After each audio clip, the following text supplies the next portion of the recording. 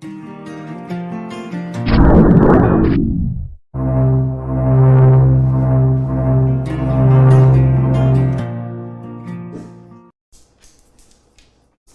am I? Well, hello everybody. I hope everybody's doing well today. Welcome into this live broadcast. And today I'm going to put down my palette and my brush, and we're going to do something a little bit different today. So welcome back for everybody who's been here before, and to those of you that are new, you're all very welcome here. Welcome in, welcome in. So today I'm going to show you how to build a computer, and then maybe later we'll give it a good old paint job, huh? It's a beautiful day today, and it's a wonderful, wonderful time to be building a PC. This is a great family event that everybody can enjoy, from fathers and sons to daughters and mothers and grandparents and everybody in between. So come on in. And let's show you just how easy and fun it can be to build your very own computer. Now, I'm going to simply set these items aside here, and we're going to start by prepping something that's called the motherboard. Now, the motherboard is what everything connects to. It's the peacekeeper. It's sort of the Bob Ross of the whole system. Now, for this instance here, we're going to be utilizing this motherboard. Now, this is made by a company called GIGABYTE. And you may not know that name if you're just a regular old individual who's not into computers, but trust me, they're a big name for those who know. And this isn't their highest end motherboard, but it's up there. It's a real good one. And I'm going to show you just how easy it is to get this ready to install into a case. These are computer cases here behind me, and I have an extra one of these. So we're going to build basically what you see right here, except there's going to be a fourth one right over here when we're done.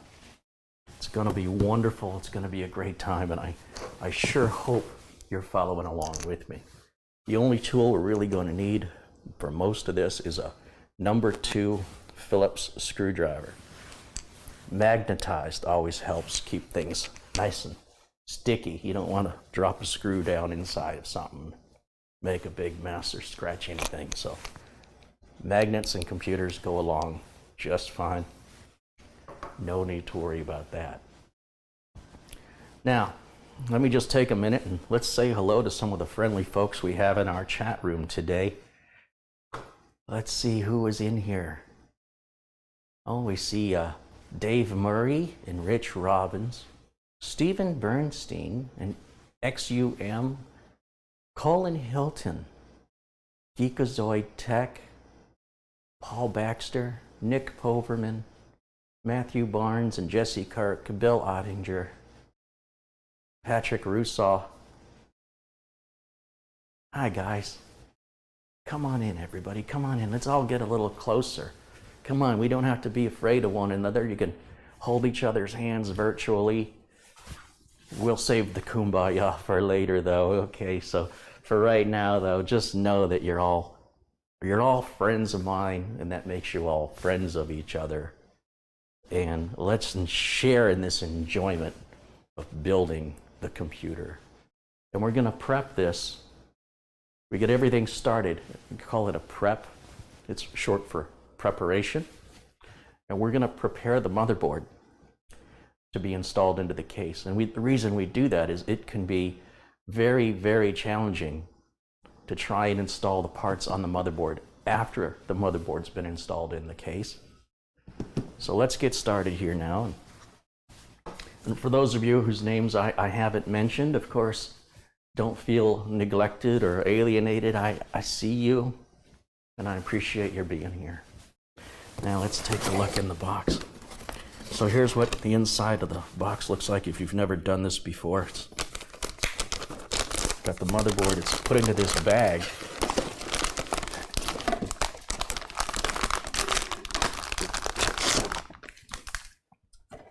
not sure where Carey would want me to put this, but Carey, where would you like the leftover garbage placed? Oh, like that? Isn't he a hoot? All right, let's come down over here. Now, there's obviously not a whole lot of technicality going on here. It's just stickers.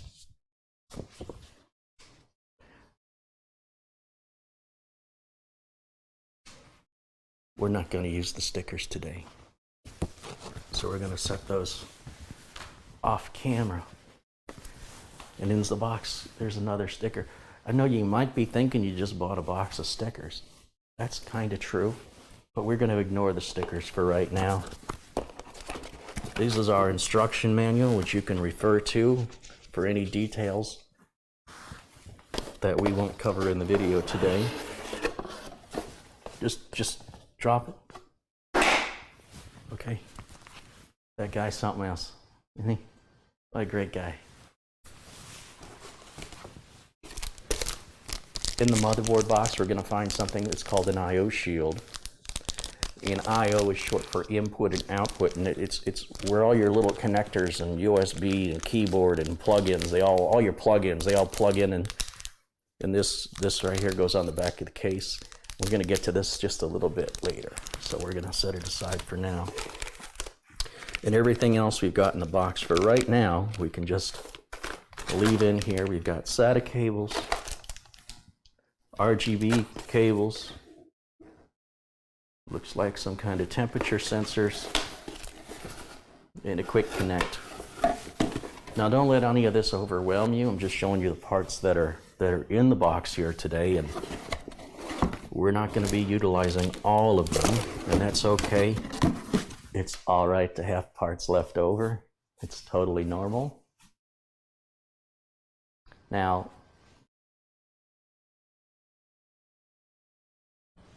some people are saying they have a hard time hearing me. Let me adjust my microphone a little bit here for you guys.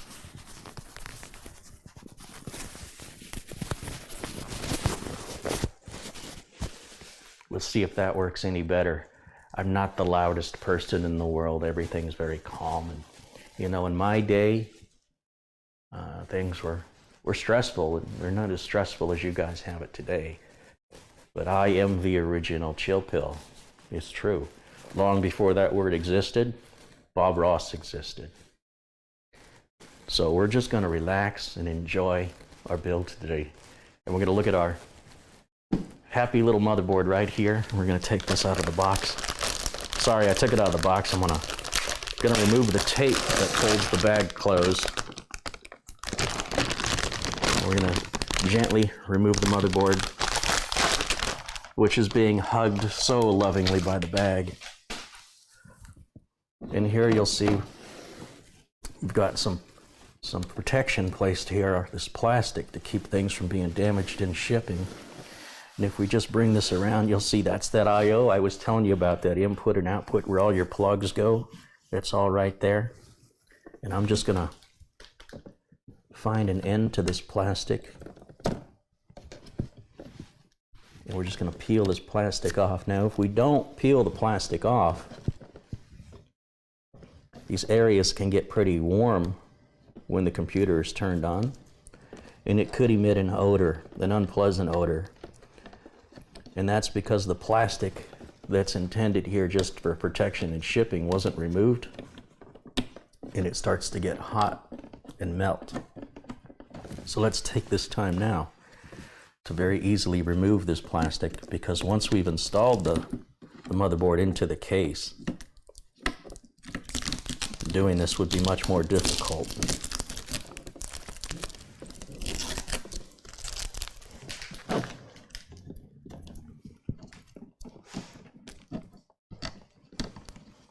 Sometimes it can be a little difficult to find a little piece of that plastic to pull up, but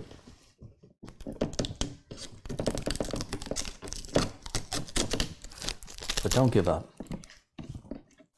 Once you get it started, you'll see the rest of it will just come right on off.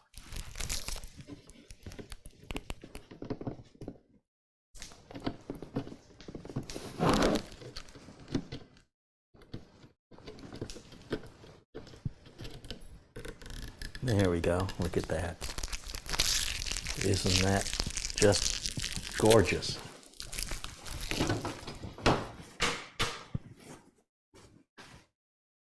Now, here with our motherboard, you can see, let me just bring it up to the camera and I'll show you. It looks almost like a little city, doesn't it? Like a big satellite photograph of a city going on down there. And it's not unlike a little city.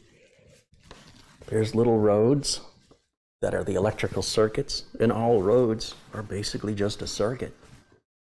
So it's not too far-fetched when your first reaction may be, wow, that looks like a little city. It is kind of like a little city. Oh, it looks like we missed a piece of plastic right here. Let's go ahead and take that off right now. Oh, and another one. Always good to just double check and make sure you get it all.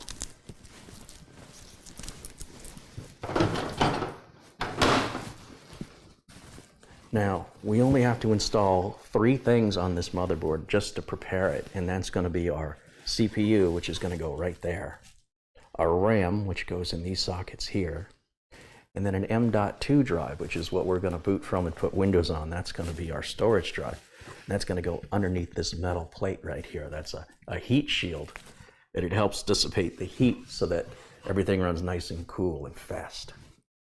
So let's go ahead and place this down. Now, I know many of you would like to see some close-ups of my work, so I've arranged for that to happen for you today. Now, let me just bring out my camera. That's going to give you a nice view of all the detail work of what we're doing today. So bear with me here, folks, because my regular crew is in here.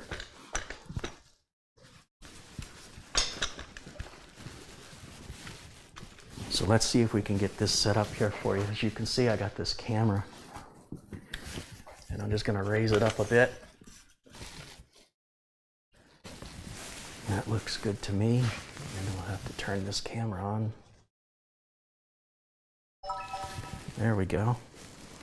Now let's check and make sure this camera here is working and it's focused. Oh, that looks pretty good, folks. Let's just take a look right there. Oh, yes. Look at this. Isn't that just gorgeous? Absolutely. Absolutely. Now here we've got our RAM. We can install this RAM very easily. These 2 packages represent 8 gigabytes of memory each. So that's 8, 16, 24, 32 total gigs of RAM. These chips will fit into these sockets very easily. The first thing we need to do is to open these connectors up. Just like that. And let's see if we can get you another camera view here. Here we go. So you can see me doing it both ways from both angles. We could probably make that just a little bigger. Let's see if we can just grab a little edge here. Oh, look at that. Look at that. Okay, now, with the motherboard out, we're going to focus in on this little area right here. So let's see if we can get you zoomed in a little closer.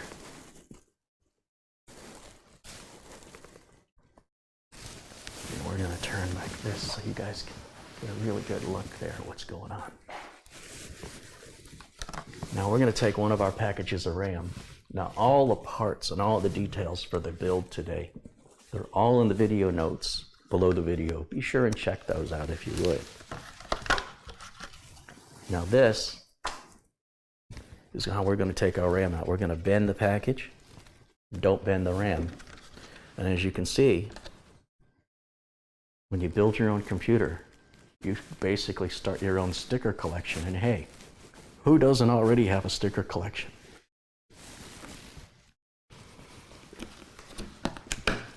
Now, with one of the RAM modules removed, as you can see here, I can place them in any of the 4. Because we have 4 RAM modules, we're going to use all 4 of these sockets. There's a little keyhole right here in the RAM, and there's a notch you can see driven right through the center. And that makes sure that we can install the RAM in only one direction. And look at that, it just fits so perfectly. It's kind of hard to see when it's top down, isn't it? Fits right into that groove. And then I'm going to use my thumb and I'm going to push down real gently on the right side and then my left side. Now you don't have to do right or left first, but you just want to do one side and then the other side. Don't try and do both sides at the same time. Let's get the other RAM module out of the container.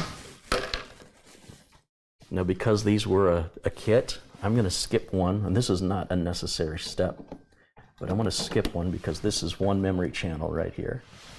And then push down and push down. And that locks our second memory module into position. And that's what this really looks like from this angle. Very, very simple so far. See, I told you could do this. I wasn't kidding. People can really enjoy building computers, and to a point that some people, believe it or not, make a living doing this. I'm going to just repeat the same process with the remaining RAM modules, making sure that we keep everything oriented into the same direction.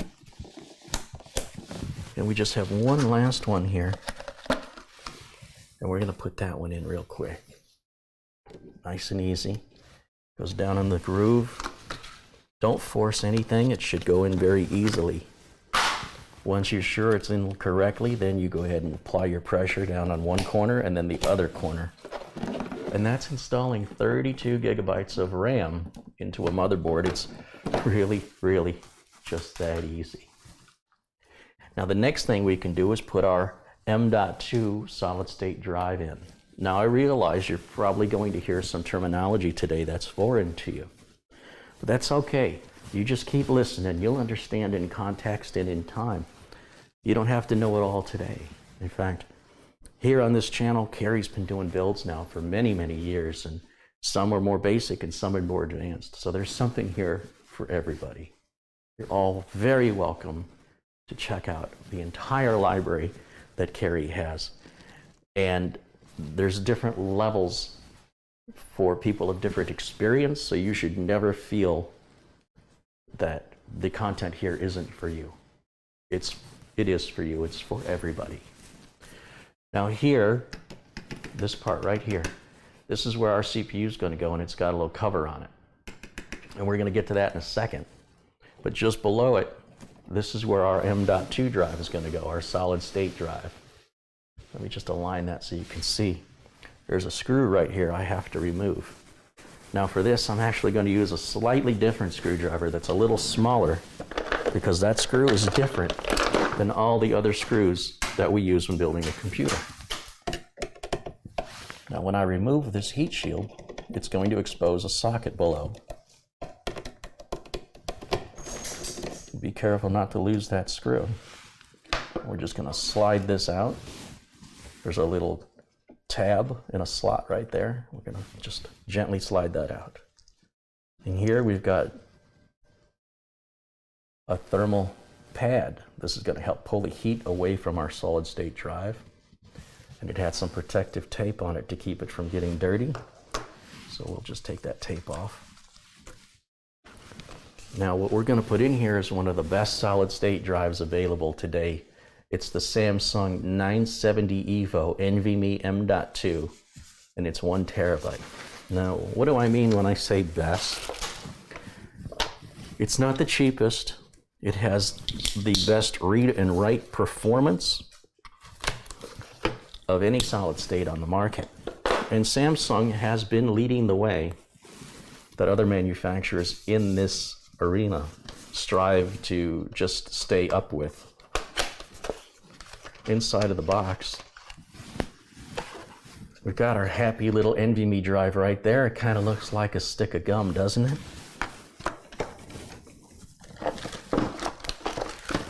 I've got some double mint right here, as a matter of fact. I mean, if double mint doesn't warm your soul, look at this.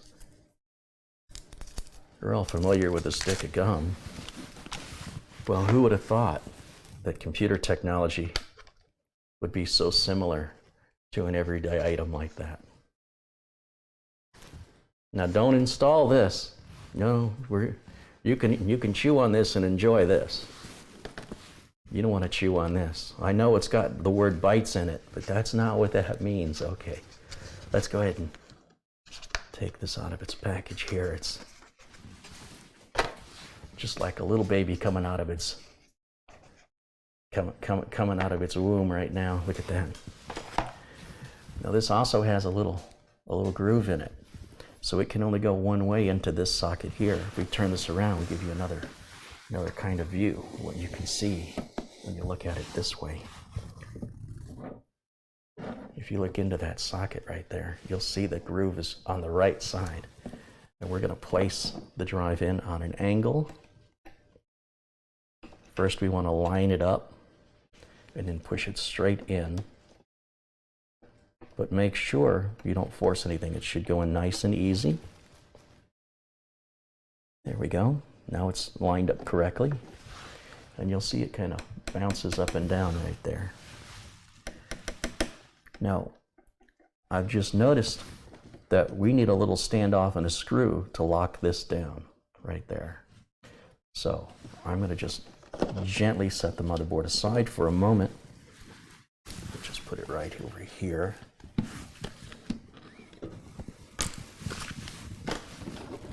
And here in our box, with all the parts, is a little baggie, and that contains our standoff and our screw, and they're very, very tiny, so be careful. You don't want to lose these. Certainly don't want to be working on any carpet. You really wouldn't want to paint on over carpet either, because if you drip the paint, it drips on your carpet. So building a computer actually is very similar to painting in a lot of ways. Now, in the bag here, we'll go ahead and just open this up and take the standoff and the screw out. There we go. Hey guys, you can breathe again, huh? Good to be out of that bag, I bet. Let me just take this out for just a moment. We'll just set this down. So I can put this right here.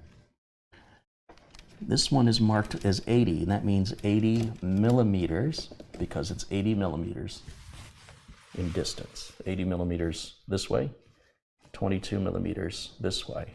Therefore, this is referred to as the size 2280.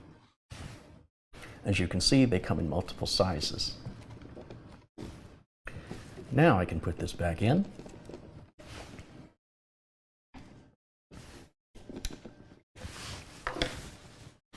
And with a magnetized screwdriver, make sure that that little tiny screw stays on the end and we don't lose it.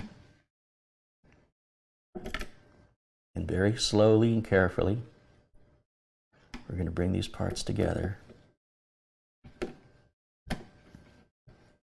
And we're just going to turn that screw until it stops, so you don't have to go any further than that. That is installed our M2 drive. Now we can put our little heat cover back on it, which kind of makes it look a little better and helps it perform a little better. And we start by sliding that tab into the groove, first of all. And then we just lower this down on top and tighten this one side screw here.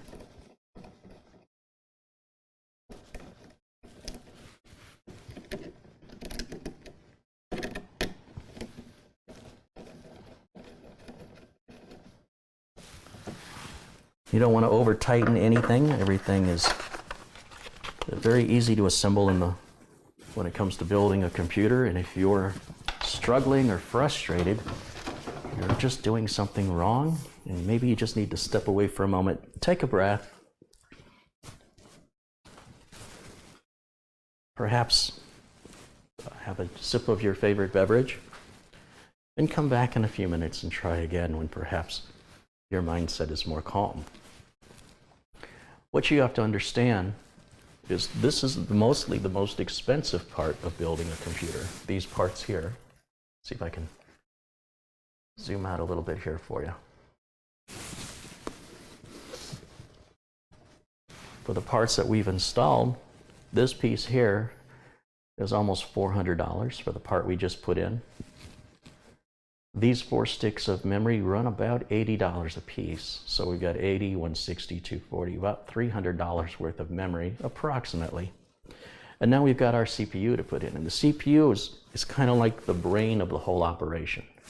The CPU in this build that we're using here is an Intel Core i7 8086K. The price on these CPUs is quickly heading towards the $500 range. The prices have really started to go up on these, and they're a limited edition. Now I'm going to go ahead and cut the tape on the box so we can remove the CPU, and I can put away this other tool. And I'm going to show you just how easy and fun this is. A lot of people get really nervous about stuff like this because of how much money it costs. But, ladies and gentlemen, you just can't buy fun at any price.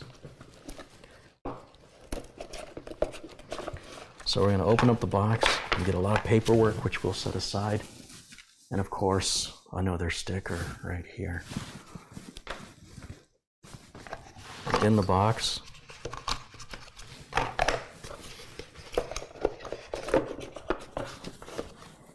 is our CPU. That's what a CPU looks like. There's not a lot to it, to the naked eye. But under a microscope, this would expose hundreds of millions of transistors. Hundreds of millions. Can you imagine? My, what a world we live in. Now we'll come back over to this camera right up here. There we go. Now there's a little cover, and that little cover is there because underneath, if you look very carefully, very closely, you'll see those little tiny gold dots. And what those are, if I can zoom in here, I'll show you.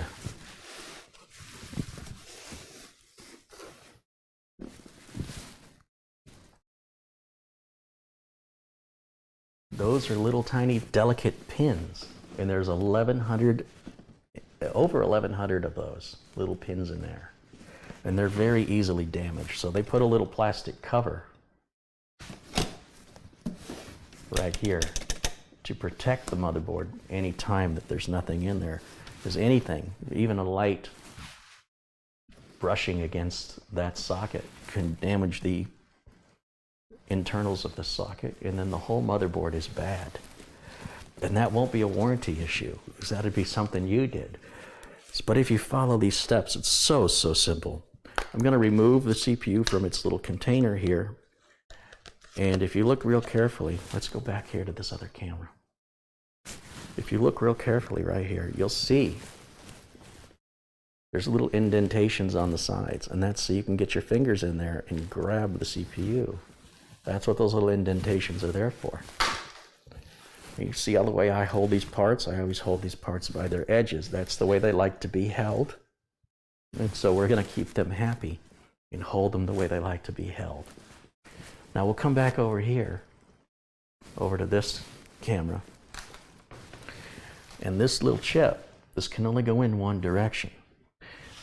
Now, if you look, there's a little gold triangle right on this corner.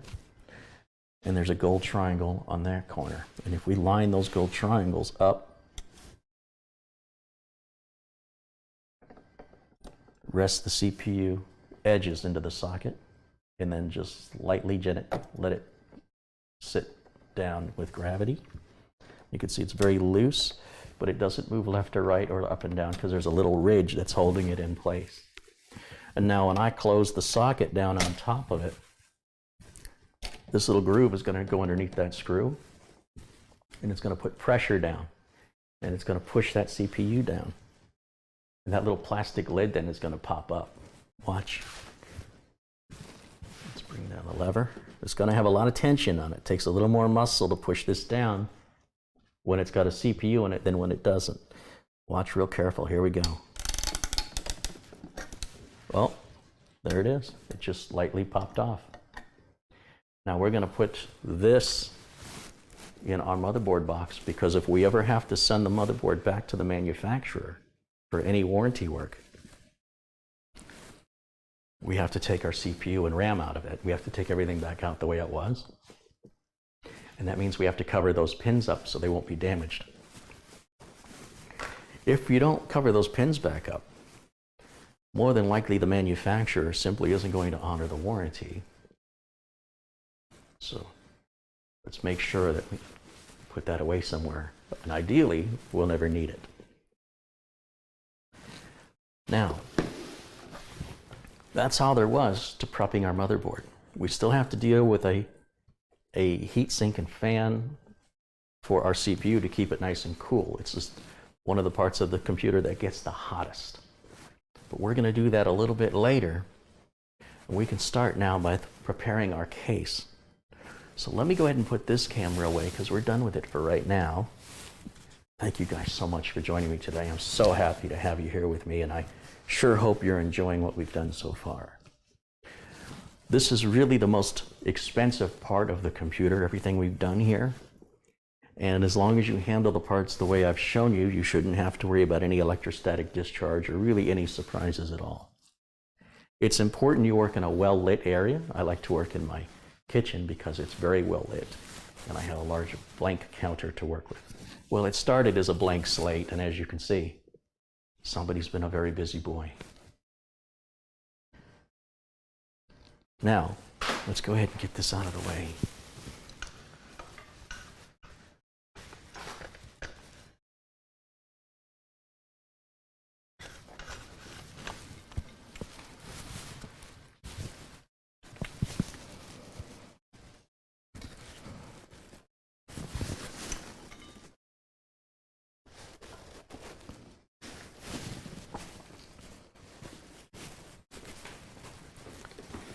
We're going to set the motherboard way over here. And right here we've got our power supply. We're using a Seasonic Prime 80 plus gold 750 watt modular power supply. Those are some big words, aren't they? This just provides power so everything can turn on. You don't really need to understand all the technical specifications. What's important is you have more than enough power to deliver so your system has enough power to run. If it doesn't, it may crash or act oddly. Seasonic is a well-respected name in the PC building community, and while there are other manufacturers to consider, if you research your own parts, you may find a lot of enthusiastic people speaking very positively about this particular brand. It's also one of the most expensive brands you can buy, but it includes a great warranty, and they have a great reputation for reliability. Let's go ahead and take the power supply out of its box. Here we've got our documentation and more documentation. We've got a big power cord here. In this bag will be all of the cables we've got. And they've included a little device here that can power the power supply on without a power switch. That's more for diagnostic or technical reasons. We should never need to use that.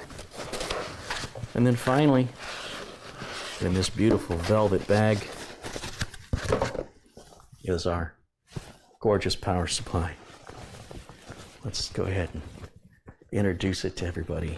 Come on out, power supply. Come on and say hello. Got to come out of your mama's pouch. Oh yeah, I see him squinting from the sunlight. It's been dark in there. Come on into the light, my friend. There you go. Welcome, welcome. Here's the back of the power supply with all of the features and connectors that we can use potentially. Doesn't mean we're going to use them all. We're going to use some of these, and the rest we're just going to leave empty for ideas in the future. You might want to add something to the computer or change something to the computer months or years from now. And that's all there for you to grow into. All the specifications and details for people that are interested are printed here right on the power supply. And there's a fan on the bottom of this power supply. And this fan, it sucks air in, and then it blows that air right out the back. It goes in and out. None of the air actually goes into the case. And so it's important when we place this power supply into our case that our case can breathe from underneath. Otherwise, we're going to suffocate our power supply, and well, that's just not very nice.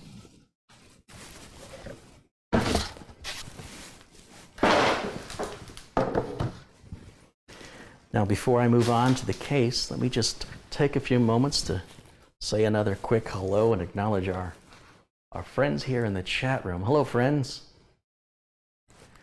Tommy Ellis has contributed 10 pounds. Says, way to go, Bob. Thank you, Tommy Ellis.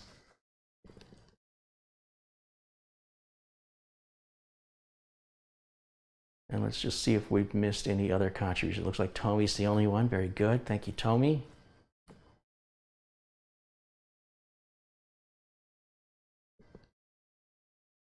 Well, I hope all of you said hello. Where do we have people watching us from? Why don't you give us a little shout and tell us where you're watching from? I know we have people watching all over the world, and this is the one true place on the planet where everybody is truly welcome. You're all beautiful people, and I consider you all my friends. Thank you so much for being a part of today's build.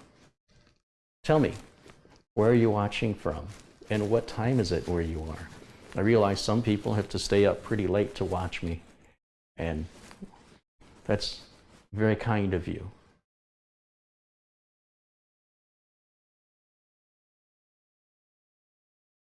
Wow, look at all the people coming in here from Florida and Britain, Texas and Belgium and Kentucky and Holland and Chicago and Milwaukee and Louisiana and California. There's Austria, San Francisco, Indiana, Minnesota, South Africa, Swaziland, Africa. Welcome in, welcome in. London and Michigan and Altoona, Pennsylvania and Ontario, Canada. I see GIGABYTE Tech joins us from Tucson, Arizona. Isn't that where JoJo was from? Get back, JoJo. Your mom was waiting for you. North Carolina, Cape Cod, New York, Denmark. It's 10:30 at night in Denmark right now. Georgia, Slovakia, and Boston. More in England and Netherlands. It's amazing. Sweden, Estonia. You guys are just absolutely amazing. Here we are from all over the world. And we all share this passion, and we're all kind and like-minded.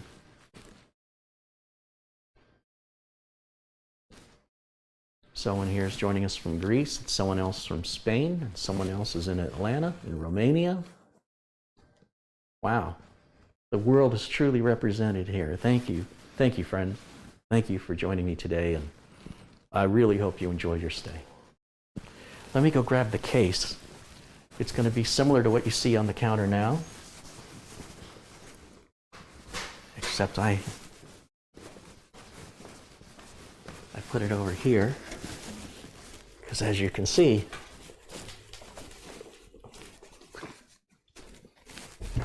we've now got 4 of these computers. And each one of them is a little different internally. And that's the beauty of building your own computer, is you get to make it your own. You get to express yourself. Just like with painting, you get to decide where you want your happy little trees to go. If you want a blue sky or clouds and waterfalls or rainbows, it's all up to you. We're going to start here by simply removing this glass side panel, and it's there so everybody can see the quality of the work you did inside. So it's important that we take our time and really enjoy our build, because that's really going to show through the glass just how much you enjoyed your build. You can tell just by looking through the glass if somebody did not enjoy the process of building a computer. It does show in the quality of the work. Now, how anybody could not find this to be fun and enjoyable, I don't know, but I encourage you to try. We're going to go ahead and remove this glass. This is tempered glass, so it's pretty difficult to break, but it is pretty easy to scratch. So we're going to set that safely off to the side. Now this exposes all of our internal components inside the case. And here on the other side, we've got this gorgeous, if I don't say so myself, painting from a video game called Nuka-Cola. Oh, I just see something here. Hold on, let me just take a minute and fix this real quick. Yeah. I'm sorry guys, this is what I do, and I just have to make a slight little, there we go.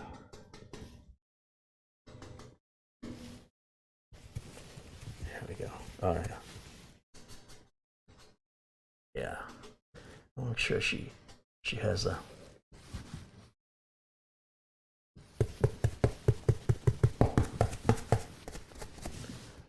happy little gun right there.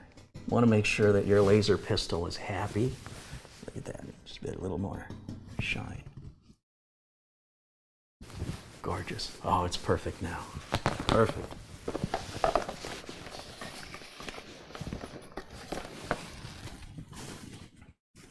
So we're gonna push a button right here, and we're gonna set this off to dry.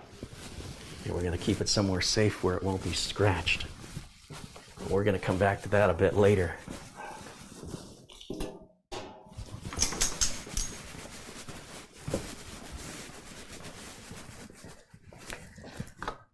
Now, here on the back, in this area here, this is where our power supply is going to go. This is where it's going to go on most modern cases, down here on the bottom. And we can remove this little frame. That's going to make installing our power supply so much easier. We'll take that out and just set it down. And we've got a piece of styrofoam in here that has to come out. So we'll just turn this way.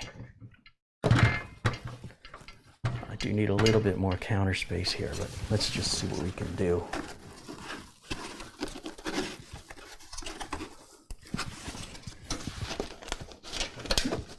There it is.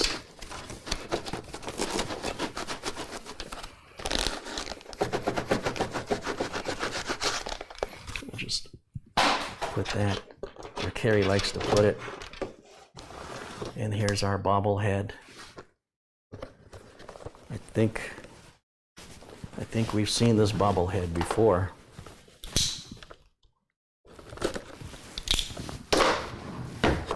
Let's see which bobblehead is included. Oh no, this one's different. Oh.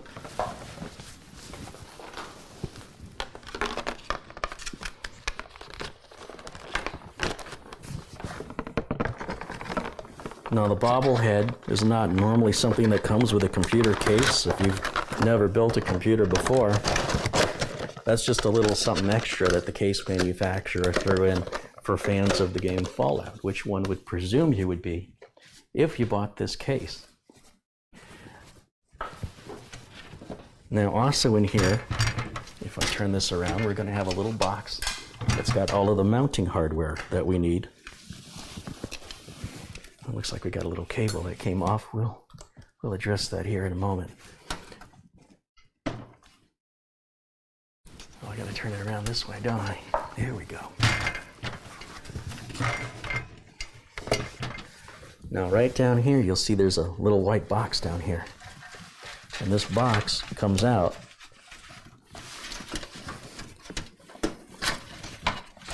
with a little encouragement.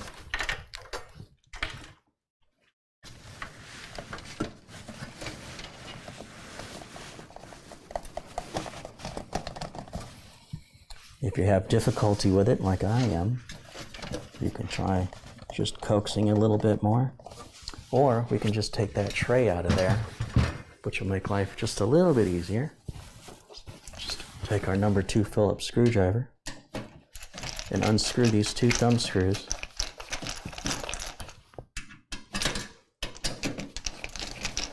Look at that.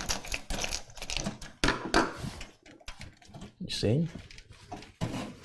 And now the whole tray can come out. Now it's a lot easier for me to take that box out of here. Well, it's not supposed to be in this tightly.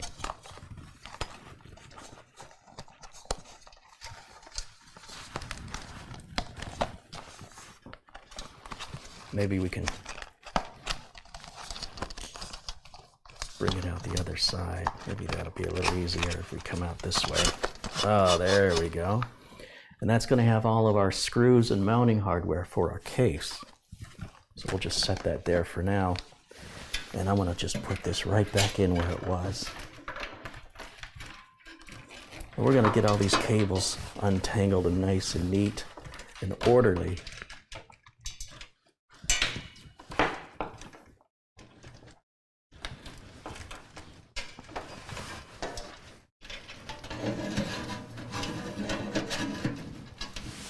There it is.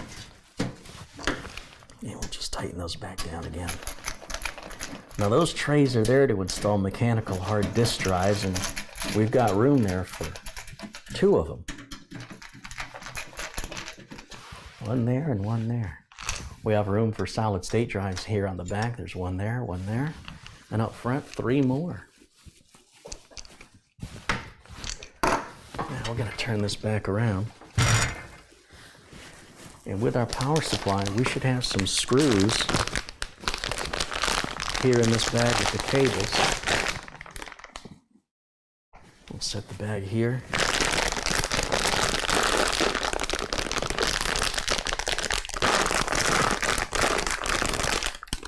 Well, this is just cables, nothing but cables and power cable. Maybe the screws are in this bag right here.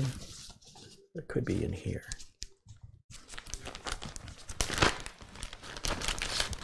We've got zip ties and Velcro ties. Here we go. There's our happy little power supply screws right there. Now, we're going to grab the power supply here, and we'll gently place it on the counter like so. And we know we're going to install with that fan facing down.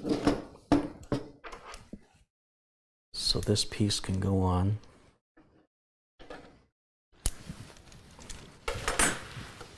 With this part here, this is going to be the part that's the back of the power supply, so we're going to face that part down.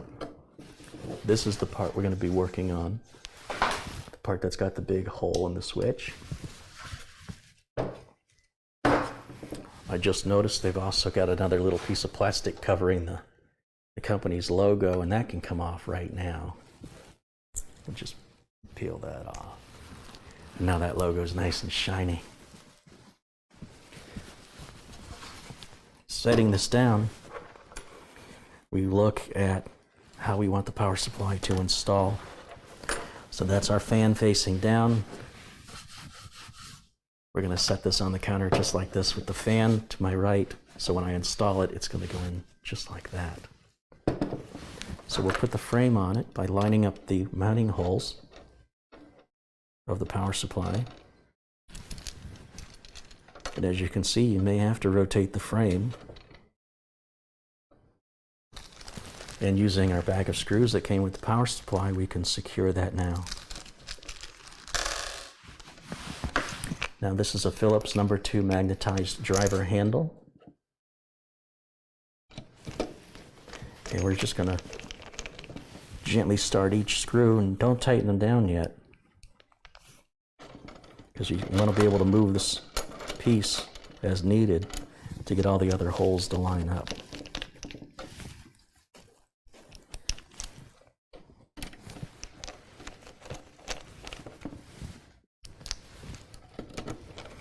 Now with them all started, I can go ahead and tighten them down.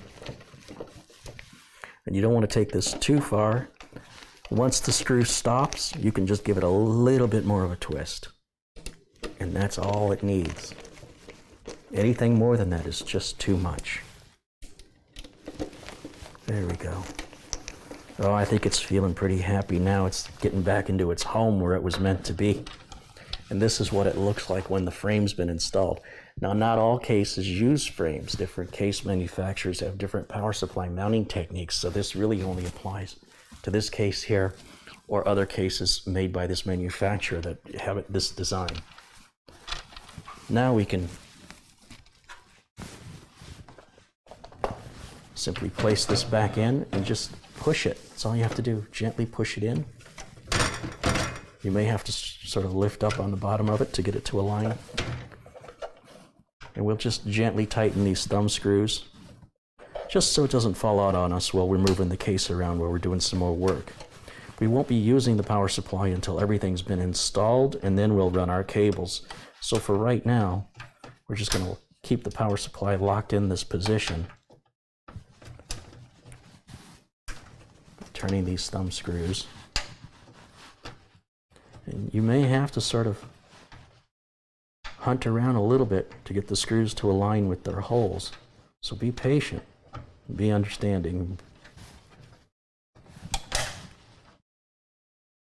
And don't get frustrated or angry. If you start feeling that, it's time to just walk away for a little bit. Sometimes when I'm frustrated and angry, I like to come and build a computer. It gets my mind off of my troubles and gives me a sense of fulfillment and accomplishment. I think most people are very much driven to feel.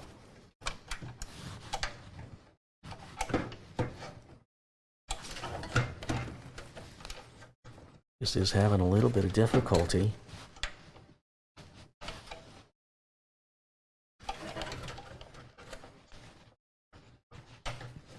But it's not that critical at this juncture, other than to just keep the power supply from sliding around or falling out while we're working on the case.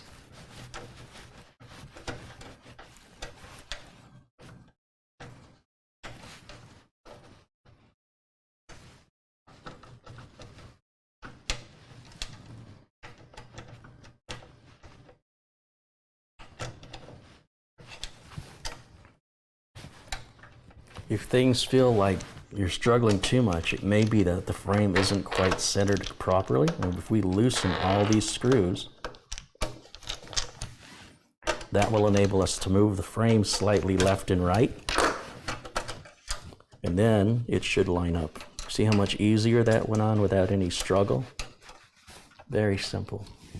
And now we can tighten the frame back down. Now, you don't normally have to do that.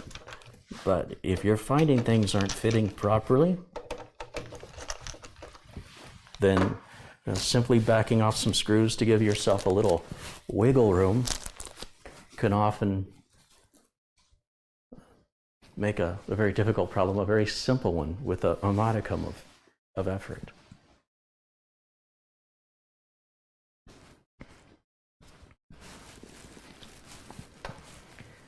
Now, when I was painting, I used to talk about painting happy little clouds, but you guys today, it seems you have your own happy little clouds like Amazon Web Services and Google Drive.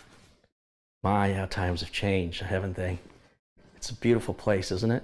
Isn't the world a beautiful place? And we're also so lucky to be alive and see this beauty and experience this wonderful technology. And there's absolutely such a fulfillment of enjoyment and pleasure of harnessing that technology and taking control of that technology. And it's so simple, and it's so easy, and it's so rewarding.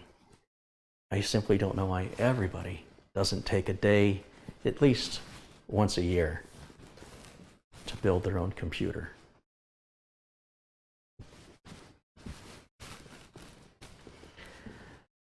So with our power supply installed, we can go ahead and put our motherboard into the case. So we're going to lay the case down to do this. So we're working with gravity rather than against it.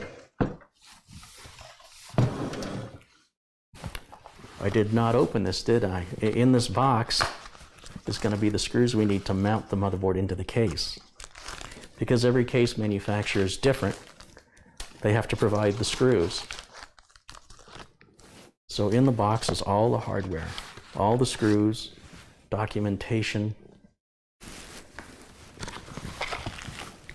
It's all inside of here. in every case, of any brand new computer case, will come with the screws, because different cases hold a different amount of components or different types of components. And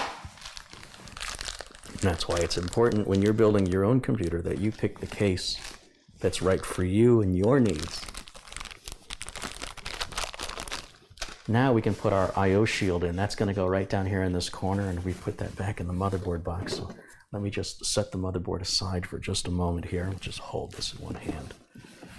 And in the box here, let's take the I/O shield out.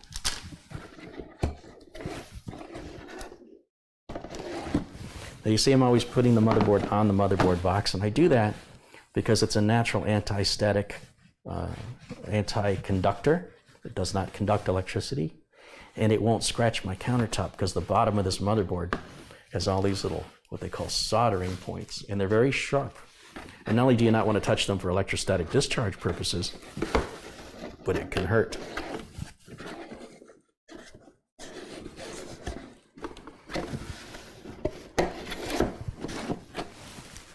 There we go. Now our I/O shield here is in a little plastic bag, and obviously we have to take this out. Here we go. That's what the I/O shield looks like. And it's going to go right back here, and it's going to align. See that? See how that aligns? So we first place it here in our case. And people that do this for the first time, they always struggle. They always struggle with it. So you really need to take your time. And, you know, if you want to get good at it, once you finally get it in place, take it back out and put it back in. And when it goes back in, take it out, put it back in until you get faster at it, if that's something you want to get better at. On the other hand, if you're like most people, you'll be so glad by the time it finally locked in, you won't want to risk taking it back out. But it does get easier with time. Now I'm going to grab the motherboard here, and there's not going to be a lot I can show you on this point because of the angle we're on, but I'm going to pick the board up by its edges, and I'm going to place it here inside of the case. And I'm going to line up those I/O ports with that I/O shield. I want to make sure that they all come through here straight. And sometimes that requires to lift up the back of the board while pushing it forward. And when it locks into place, there's a little post that sticks up underneath the motherboard. That's going to hold the board into position for us. You'll actually feel it when it locks in correctly, when it's aligned, and you can see all of these ports lined up with their holes right now. And in this bag of screws, it's labeled 6-32 flat is what it says. This is what we're going to use to secure the board. So we're going to need 8 of these screws. And using my mechanical screwdriver with a magnetic tip, I can at least get one of these started here for you. There we go. Now I can pick the case up and show you what this looks like.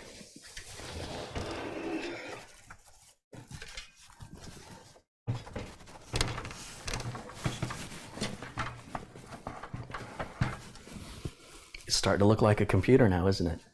We've got 3 mounting holes on the bottom, across the middle, and across the top. With that center post holding the board in place, that consumes one of the mounting holes. That leaves us with 8, and we want to make sure we use all 8 of those to lock the motherboard into position, make sure that it's not going to move on us. You don't use any washers or anything like that. And when you do this yourself, you should do it with the case laying flat. I'm only showing you this way so you have a better view of what I'm doing. But this is not the way I would recommend that you go about it, especially if you've never built a computer before. This is a lot more difficult. I make it look easy, but that's only because I've done it so many times.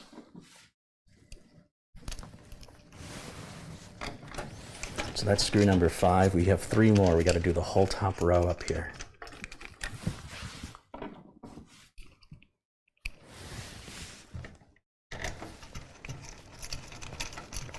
There's one there. And we're going to put one right up here.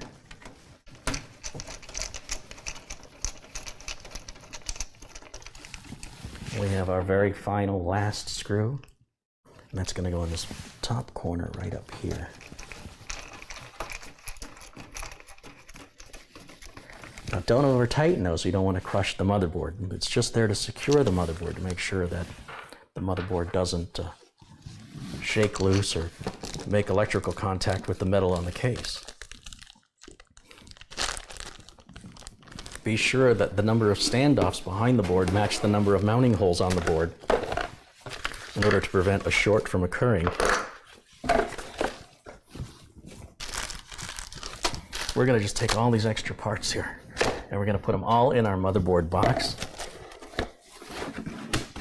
And that way we have them all together in one place.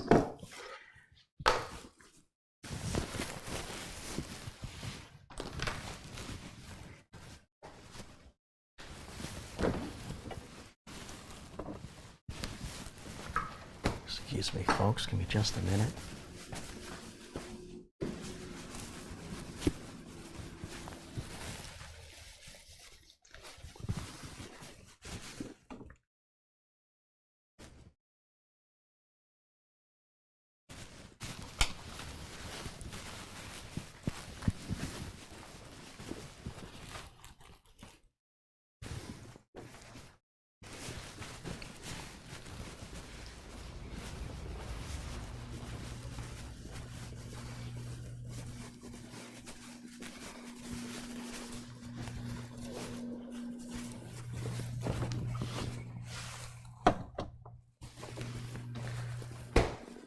Oh, hello friends. Let me just take a look here in the chat room and see what friends we've got joining us now.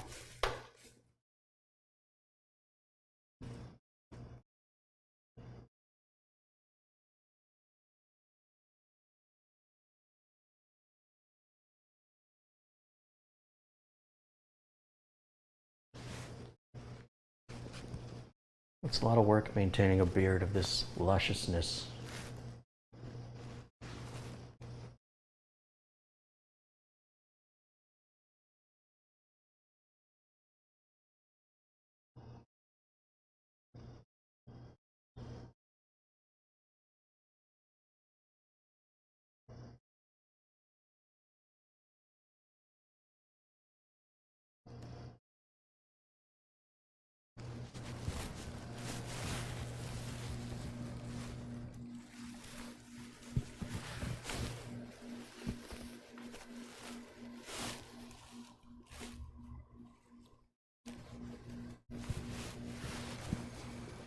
Okay.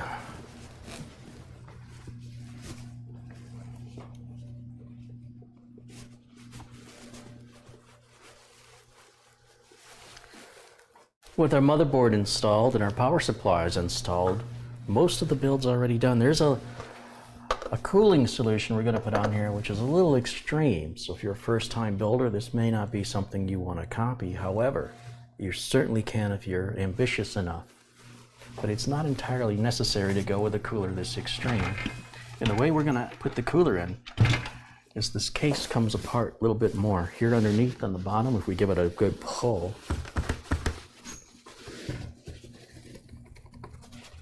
it does require quite a bit of muscle. There it goes. And this whole front cover pulls off just like that. And we'll just set that right over here for now.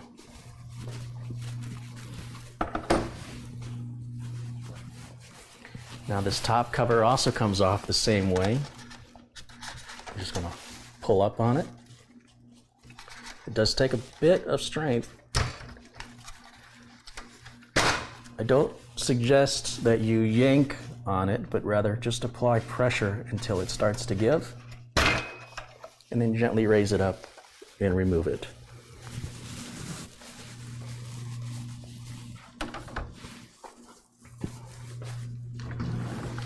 Now up here on top, which you can't really see, there's a removable frame, and we're going to take that out.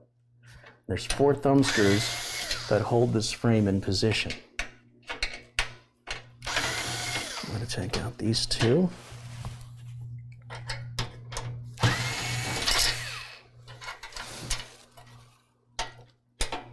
And those two, right like that. And you'll see the little thumb screw there on the end of the screwdriver. Gotta love the magnetism. And now this frame simply comes straight out.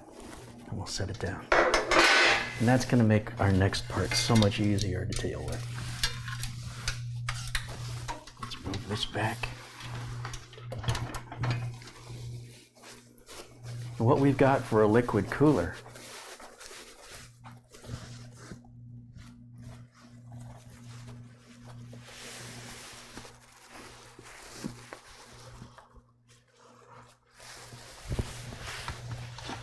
is right here. And this was something that was started for another computer build that Carey was working on, and he said we can go ahead and use this for this build here. So this is our radiator. This is the water pump, and this runs the liquid through, and it draws the heat off of our CPU and cools it just like a car radiator. Really no different than that. And here is our frame. And knowing that the frame is going to go in like this, right? This is where our frame goes. Then we can visualize how we would install our cooler. And it appears for us to install this, we're going to have to remove these fans. They're in our way. So we're going to really quickly remove all of these fans.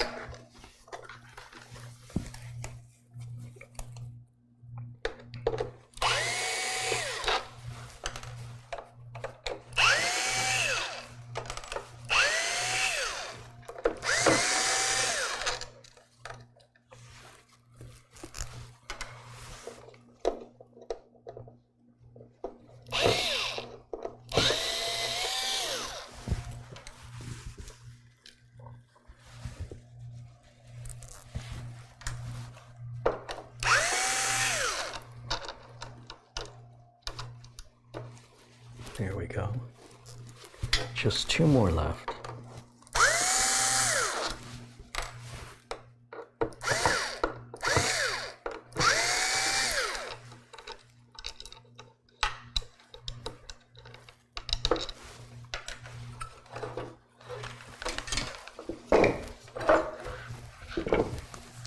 Now, if we visualize the way these fans are going to sit and the way the radiator goes in, the radiator is going to line up into the frame.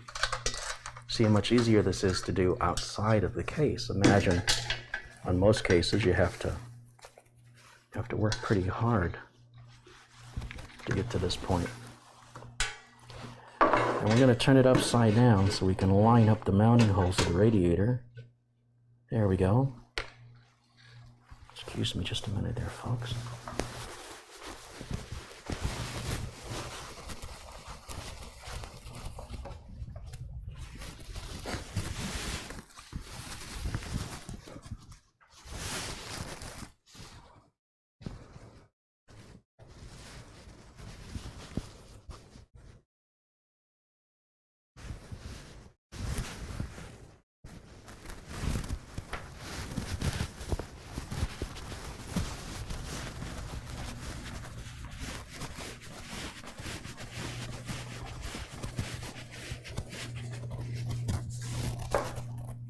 Now we can put our fans back on. And this is always a little bit of a challenge. And that is, we want to make sure our fans are installed in the right direction. And I'm going to be moving the air through our radiator. So on this side of the fan here, this is the side that sucks air in. This pulls the air in. And this side that has this frame, this is where the air is coming out of. So we want to put these fans on, so they're going to suck air from inside of our case and blow it through the radiator, out the top, out into the happy, wonderful universe. So I'm going to just place the fan back on. And when I put the screws back in, it's going to sandwich the fan. Well, it'll sandwich the frame between the fan and the radiator. using the same screws that was previously holding these fans into place. Now these are not the original fans that came with this radiator.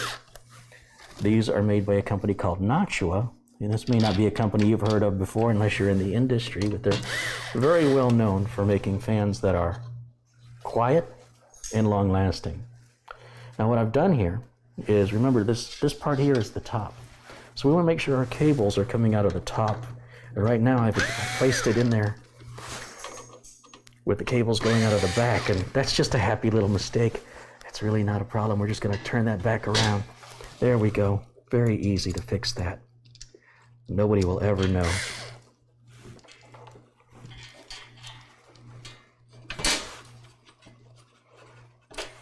Now we're going to line the screw up with the hole, which is a little hard to do when the screw's already in there. So first we line the radiator up properly. That's better. And now we can set this back down.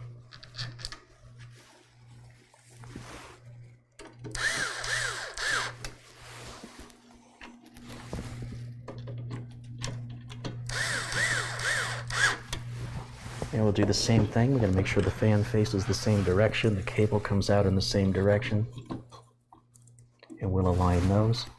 And we're just going to start each screw on the opposite corner. Very good.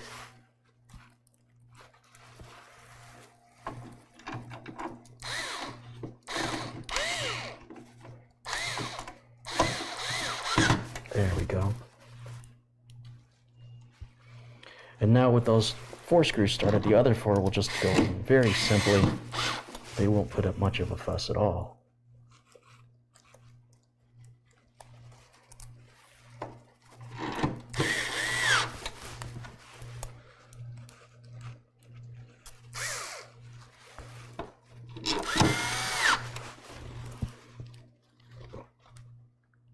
There's our last one right here, folks.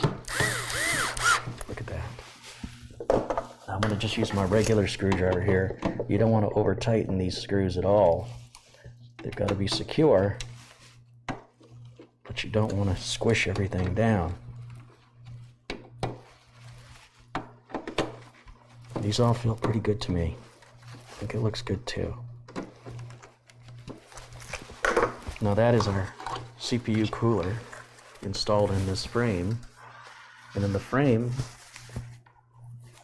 can be placed back into position. We bring in this heavy part first, and we can go ahead and route our cables through this slot in the back that pushes those cables out behind the window where they're not going to be seen behind the motherboard. And then the whole frame drops right back in, and it locks into position, leaving us only to place the thumb screws back in that secure the frame. So, as I mentioned, this can be a lot more difficult with other case manufacturers, but the folks over at NZXT really thought that much through. And we just want to make sure that that is fully seated properly, and it is. And we can put these screws back in to lock that radiator into position.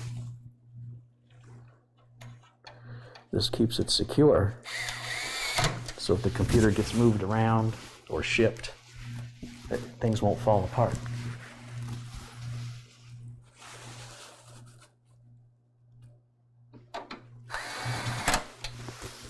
Okay, one last one here. Here we go.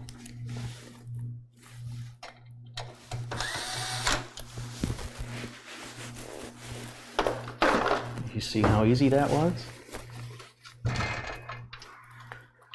Now we can put our covers back on that we just took off. I'll start by placing this cover back on first.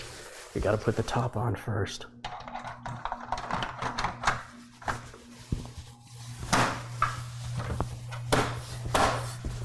You just set it on there and push straight down. And then here we've got the front of the computer right here, and we will just simply place that on, and it will snap back into position. That is a happy Nuka-Cola case right there. And we can turn this around. It's really starting to look like a fairly fancy computer now, isn't it? Isn't that just gorgeous?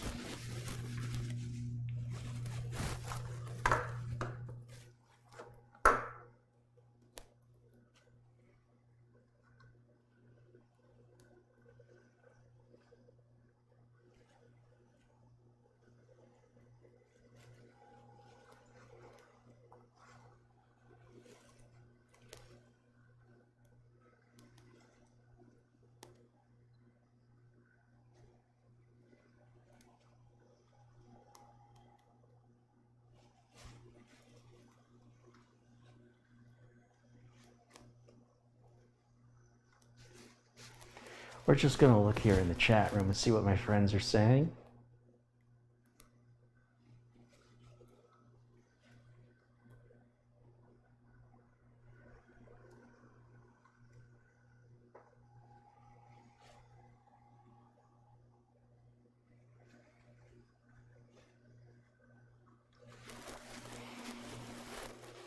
So to place our CPU cooler now onto our CPU, we have a little preparation to do here. You see here, these are going to hold more 2.5-inch solid state drives. I like to take these out because I don't like the way they look. So I'm just going to put them here in the motherboard box, and if at some point we have to add more storage, we can do that. But for now, I want to keep it looking as clean as possible. And with the cooler, we've got our directions and screws and parts right here.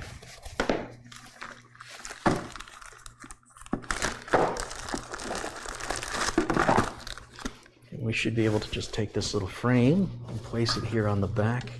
And this goes around the edges of the CPU in those little holes.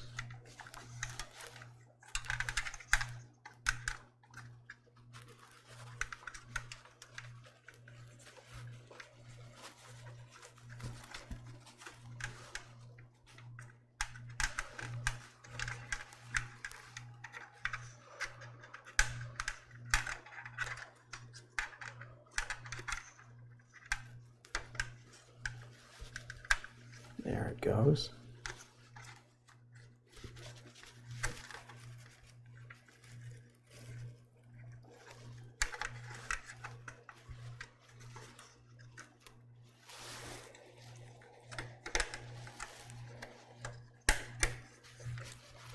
Now what I've done is put this black frame here, and there's little posts are sticking out here in these corners. I know it's hard for the camera to pick that up.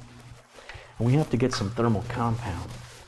Now thermal compound is what keeps everything nice and cool. You want to use just the right amount. You can't use, if you use too little or you use too much, then you're not going to achieve the best cooling possible. And of course we want you to have that. Now this is something I'm naturally an expert at because this involves painting. And our paint today is going to be Arctic Silver 5. And yes, it's actually that color. So we're going to do a little finger painting today. I know you don't see me do that very often. You always see me use a brush.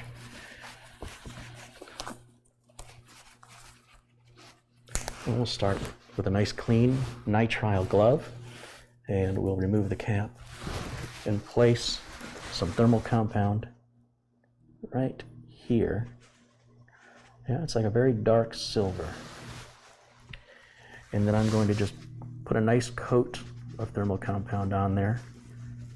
Doesn't quite enough. Doesn't quite cover the chip, so we're going to give it a little bit more. We want a nice thick coat of paint.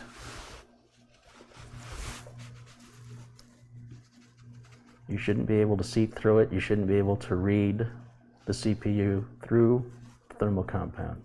So just a nice, happy thermal compound here. It's really very, very simple to apply. You would just want a nice, even layer all the way across the surface of that CPU. You'll see we used very little of the thermal compound. And we didn't have to get it everywhere. Normally you see me wearing my blue button-down shirt because my paints will spill on my shirt. This was what happened here. I had a little accident with a unicorn earlier today. He's gonna be okay. So with our thermal compound applied, we can now take some standoffs here. No, those aren't the standoffs we need, is it? Where's our standoffs? Here they are. I'm going to take these standoffs, and we've got 4 of them.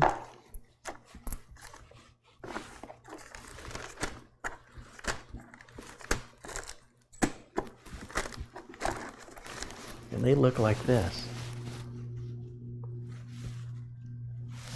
And what we're going to do is with holding this, we're going to hold the back frame back in, and we're just going to tighten these standoffs just with our fingers. We're not using any tools here.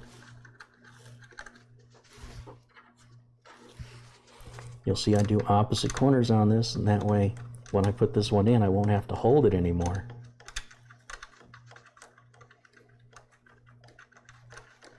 There we go. And then we just have these last 2 to do. Isn't that lovely? It's just so smooth and so easy.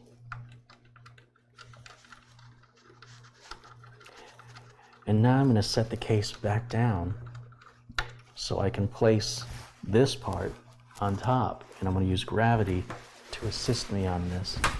So it makes installing just a lot less difficult. It makes it much easier. And so to do that now, I'm going to lay the case down.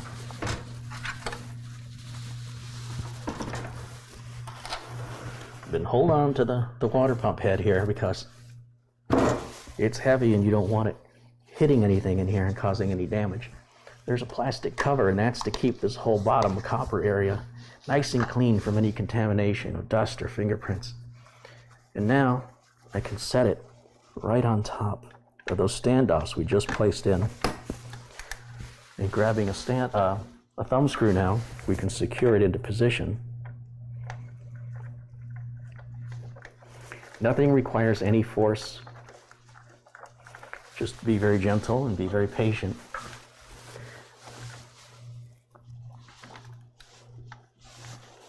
If you find yourself struggling at any point, you're doing something incorrectly, don't force anything on a computer build.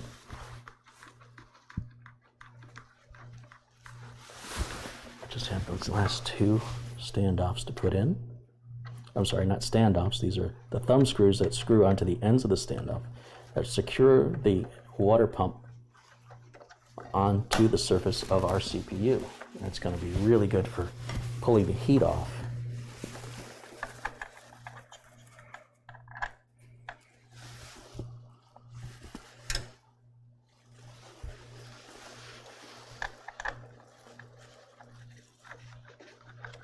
There we go.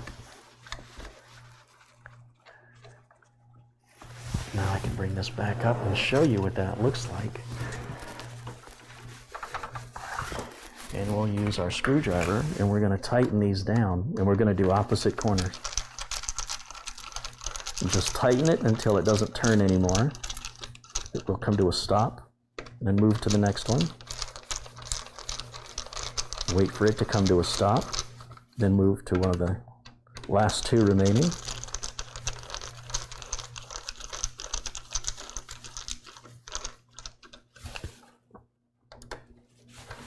These pipes do move, so you can, if they get in your way, you can gently shove them aside.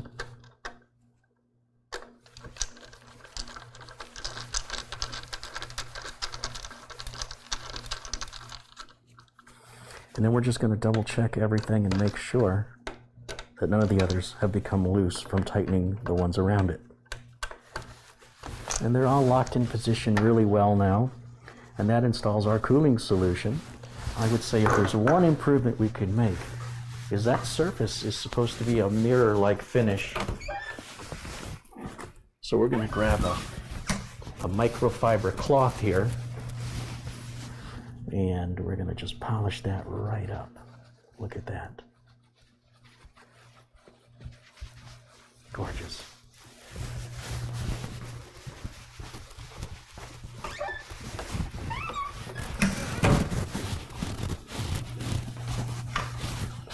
Now we have some fans we can hook up if we want to. We have this rear case fan right here, and that can plug into any of the fan headers on the motherboard. We just happen to have one conveniently located right there that I'm going to use. This case also has 3 fans up front. So if we turn this around here so you can see it, there's a little fan splitter that comes with this case, and it looks like this.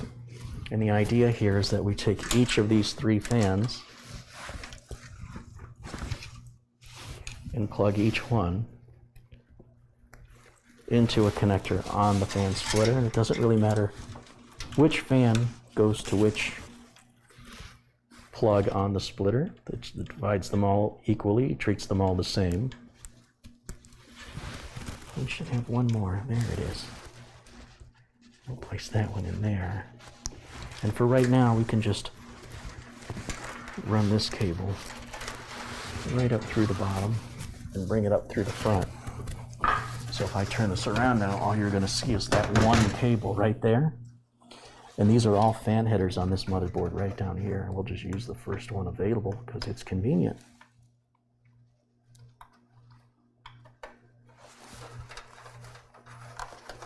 And it just installs that easy. Now speaking of the cabling, we have our power switch, power LED, hard drive LED, USB. All of that can be all hooked up utilizing these cables here. And what we can start with, if we look at this one particular cable right here, this says HD audio. And if we can get this out of the way of all our other cables, let's take a quick look here. Now's a good time to make sure that you don't have any cables routed around each other.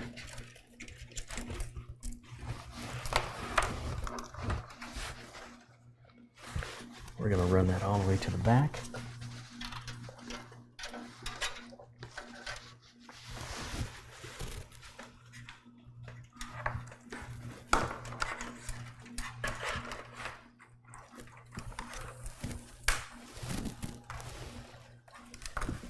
Just straightening out our cables, make it nice and clean. And here on the front, you'll see I brought that cable in right down here in this corner because the plug we need is right down here. Just like that, we just gently push that on. And always make sure you give it a little light pull, make sure it doesn't just fall off. That's how you know you've got it in there. Come back around. The next cable we can put on right here, this is our USB 2 for the front of the case. This case has 2 USB 3s and 2 USB 2s on top. And so to plug in our USB 2s, it's a connector that looks kind of similar on the end, but it says USB 2 right on it. We can bring that up and underneath here just like we did before.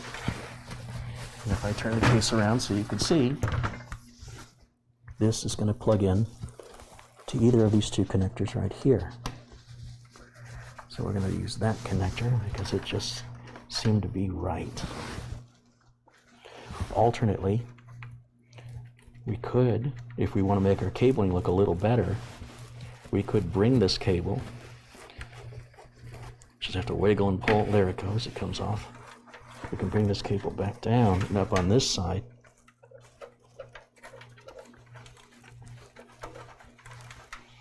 And if we so choose, we can plug the cable in on the connector next to it instead. The computer doesn't mind. You can use one or the other for any USB 2 device, so you can have them both filled if you have devices to fill them. And coming back around,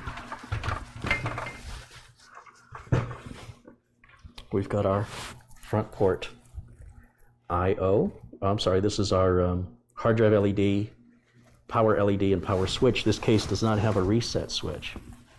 So we'll bring that down Same as before. Right up through the bottom here.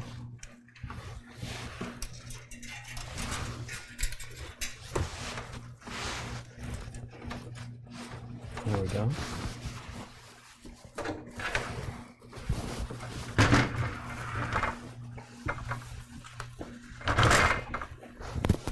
Now you can refer to your motherboard manual to figure out where each of these cables go. It's fairly industry standard for the hard drive power LED, for the hard drive LED to go on the last 2 pins at the bottom with the positive cable facing the edge, and the power LED goes directly above that.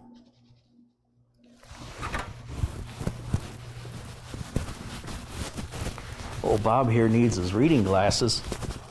These are pretty small connectors, and of course the kids, they can see this stuff just fine. But us folks who've been around a little while, well, we might have to get a little assistance here. So we're going to go ahead and put our power LED on. Oh, my little hard drive LED cable came off. Let's put that back on there again. So hard drive LED cable goes here. The power LED cable goes on just above it. Positive above positive and negative above a negative.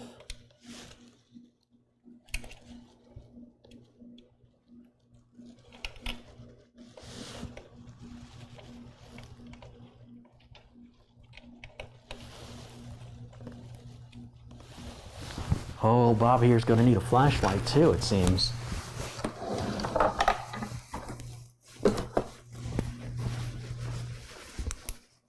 Oh, that's a lot better. Okay. There's some irony that I need an LED to see where to plug in my LEDs.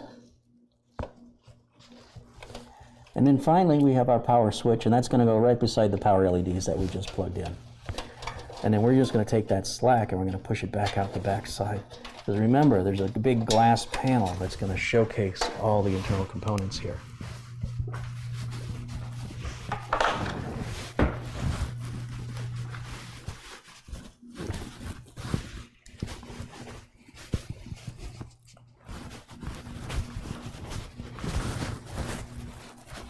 Okay, now we have our USB 3.0 connector. Should be the last one remaining. Let's take a look and see.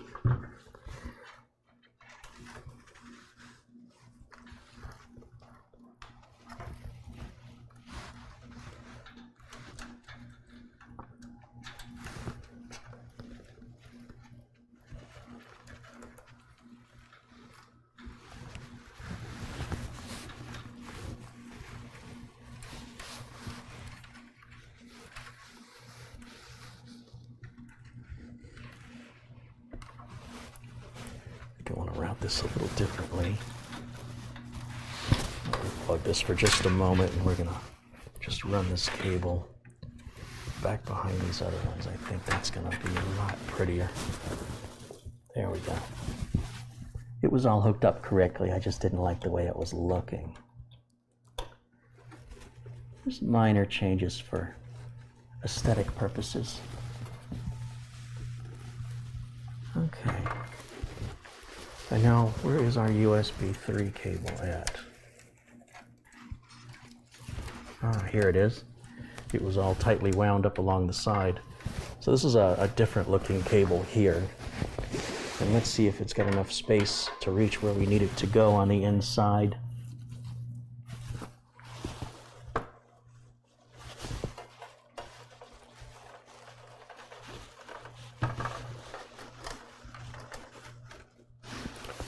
Somebody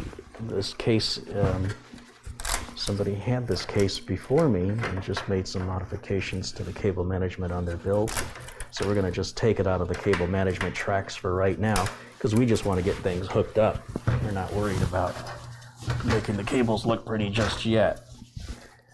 Now this connector just fits on right here, and it's going to just lock into place with the friction.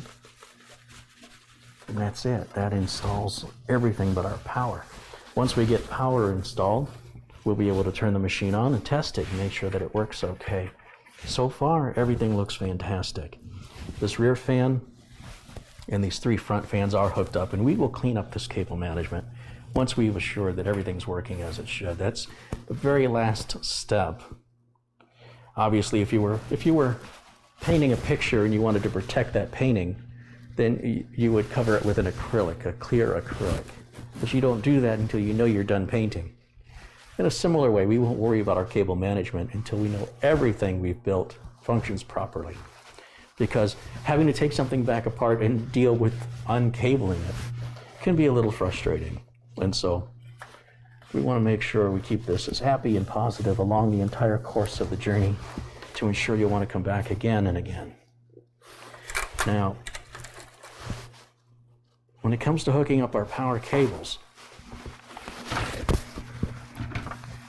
we have to go to these bags here that contain a number of different cables for us to use.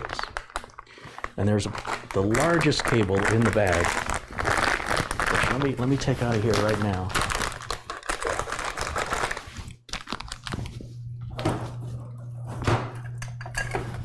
That's our motherboard power cable. It's bigger than any other cable. It's very unique looking. And so what I'm going to do is I'm going to plug in this large end of the cable, the very big connector right here. We're going to plug that right into the motherboard right now. There's only one place on the motherboard where that's going to plug in. It's a very unique looking connector, and the clip almost always faces the edge of the board. So if you're using the same parts as me, you'll follow right along. And we're going to just line that up and push it on, and we should hear it click. And that locks into position.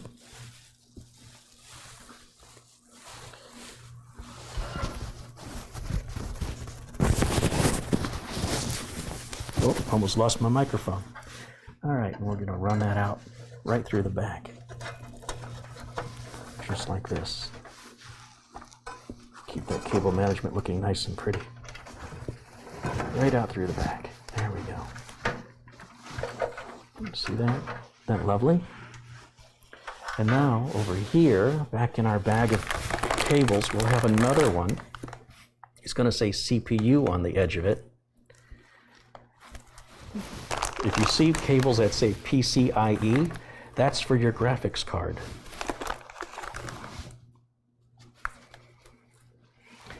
So this cable right here says CPU on one side of it, and there's actually two of them. And on this board, there's an 8-pin connector, and each of these represents 4 pins, so we push them together to make an 8.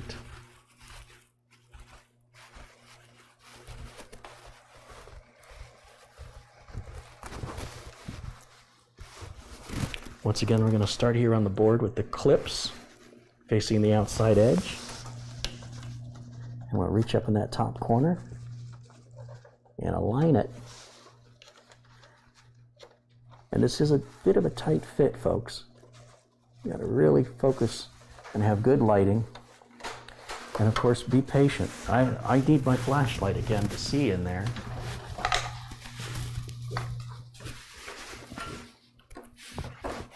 There we go.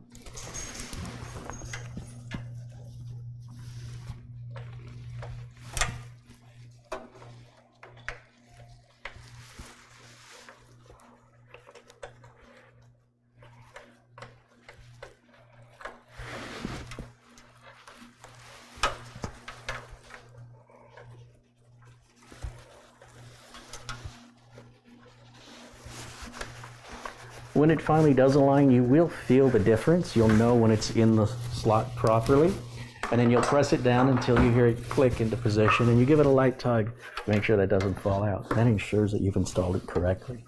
We take the rest of that cable, we're going to run it out through the back.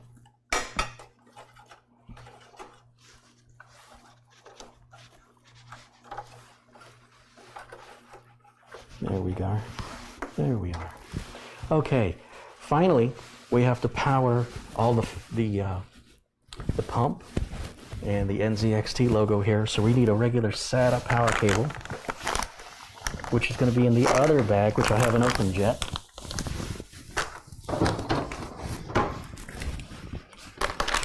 So here we've got the other bag.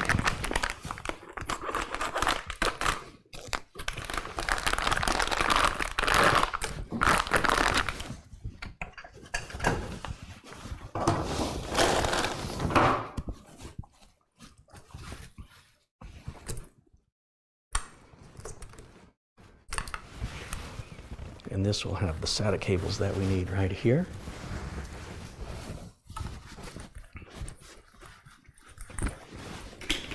I'll turn the case around so you can see what's going on back here.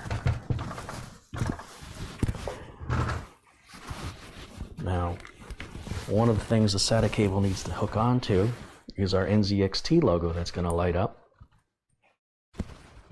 So we'll set that one up right here. It doesn't matter which of these connectors you use, just think about what your cable management's going to look like. What's going to make it look the best. That connects that one, and we're going to need one here for not only our water pump, but our 2 fans as well, which should be part of our liquid cooling. So going back to the parts that came with our liquid cooler, we have a USB to hook up, and we have power and fans to hook up.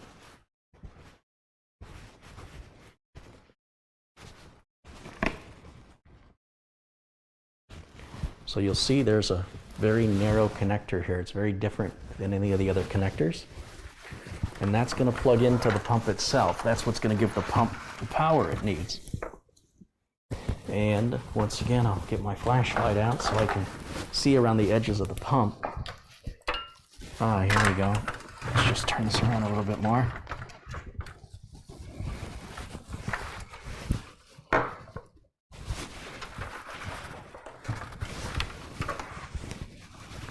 Right up on the top center of the pump is the slot for this connector to plug in.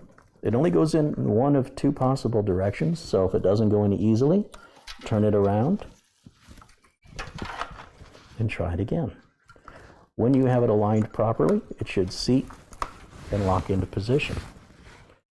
This little fan connector here goes onto our CPU fan header on the motherboard, which is a different color than all the other fan headers. At least it is on this motherboard. You'll see up here it's white. And we simply slide the connector over onto the white fan header. Remember, don't use any excessive force. If it's lined up correctly, it should slide on with ease. There it is. And now these are the plugs for our fans to plug into, and then this is going to give it power. So we're going to run both of these up through the back and out. We're going to keep our cabling nice and clean inside of here. And we'll do that with both of these.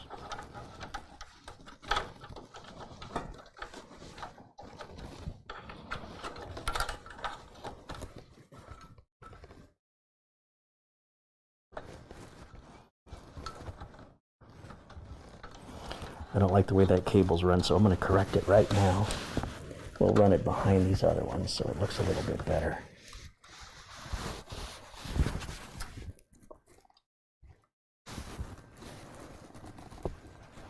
There it is. And we can turn this back around.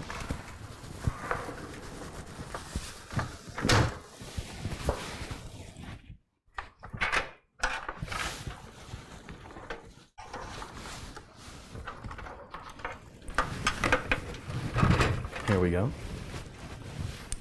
So there's our SATA power cable that we hooked into the NZXT light. And then here is our power cable for our water pump, which again, we can plug anywhere on here. So we'll just plug that in like this. There we go. And then we've got our fan plugs.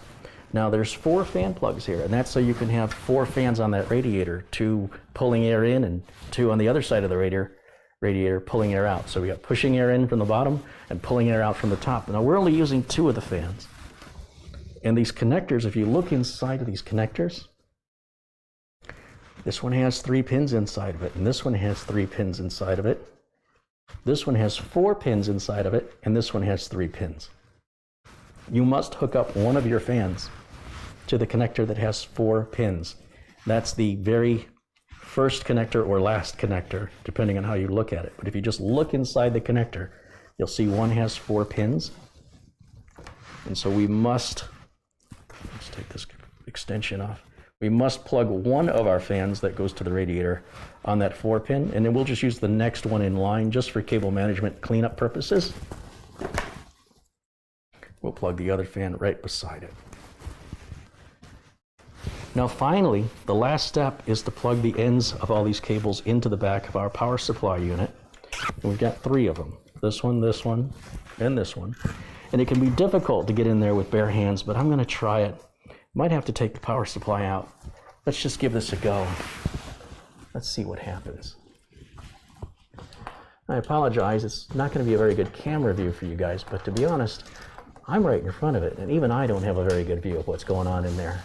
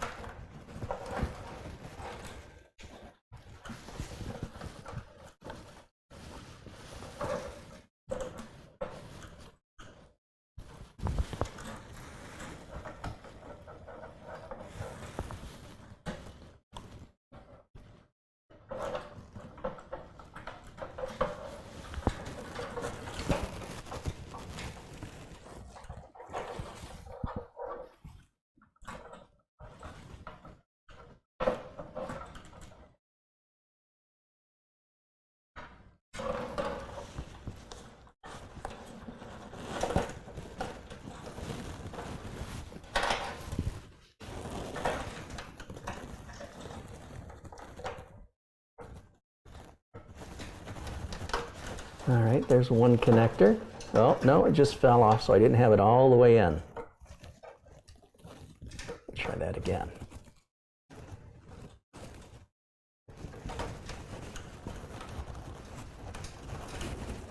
That's better. And now we can plug in the other large connector right beside it.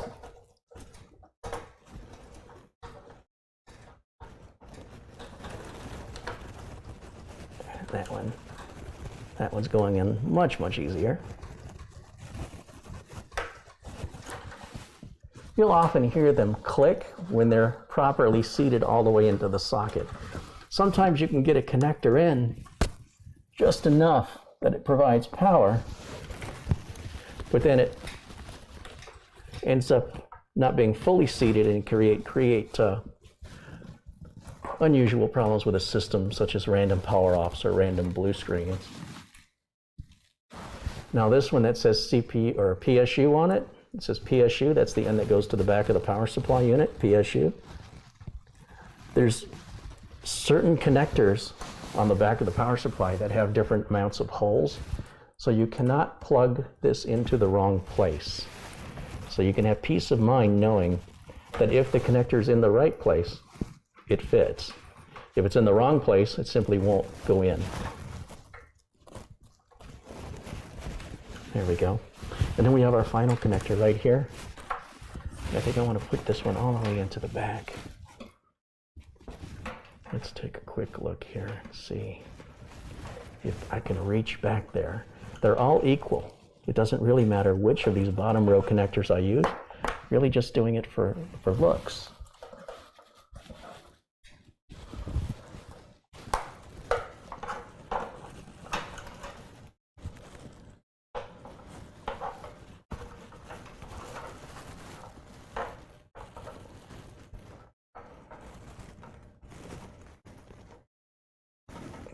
Tell you what, we'll meet them in the middle.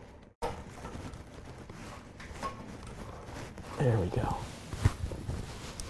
Now we're ready to turn it on for the very first time and check to see if it's going to work. It's kind of exciting, isn't it?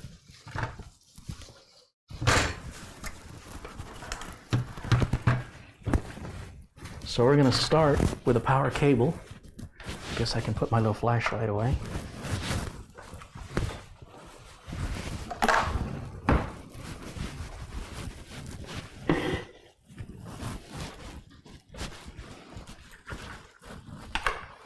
These are all our extra power cables. We're not using those for the rest of this build, so we'll go ahead and put those back in this bag, and we'll keep them for future upgrades or repairs.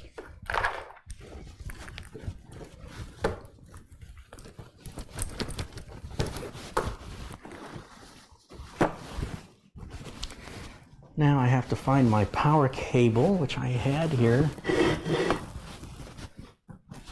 somewhere.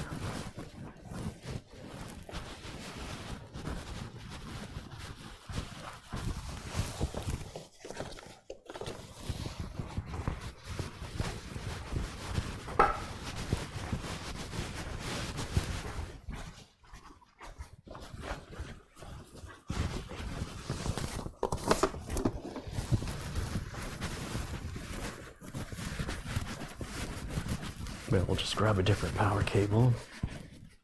Here we go. We'll make sure the switch on the power supply is in the off position. And we're going to apply the power, plug the plug in, and we'll give it power in from the wall.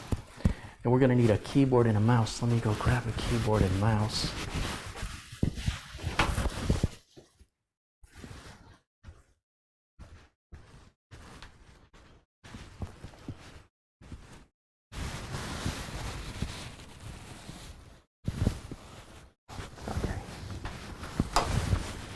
My hair's a little funky today, folks.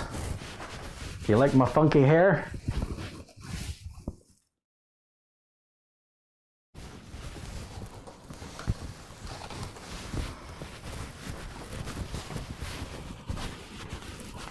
So to test our build, I've got a Logitech wireless combo. It's a wireless mouse and a wireless keyboard that run together off the one little USB receiver that we can plug in any USB port at all. And let's clear a little room here.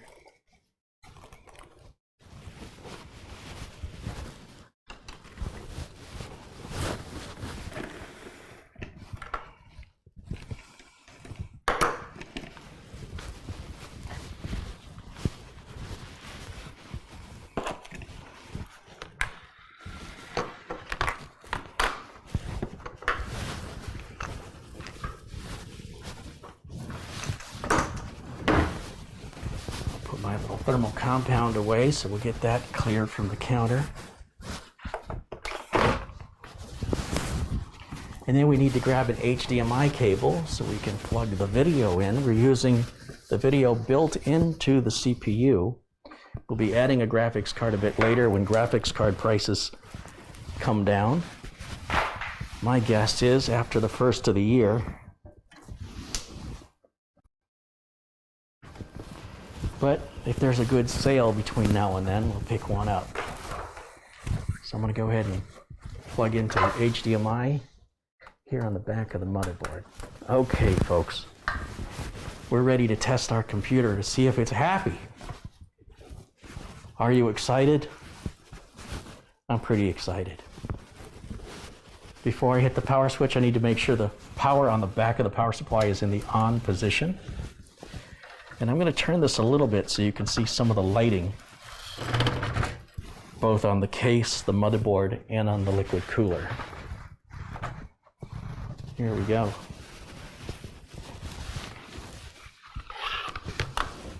So we're going to switch you over to the video input right here. So this screen here shows there's no video signal being sent. We're going to hit the power button. Now that sound is this little nylon here hitting the front fan. Get that out of the way. Now your first boot up may take a little longer than a normal boot up, so be sure and be patient.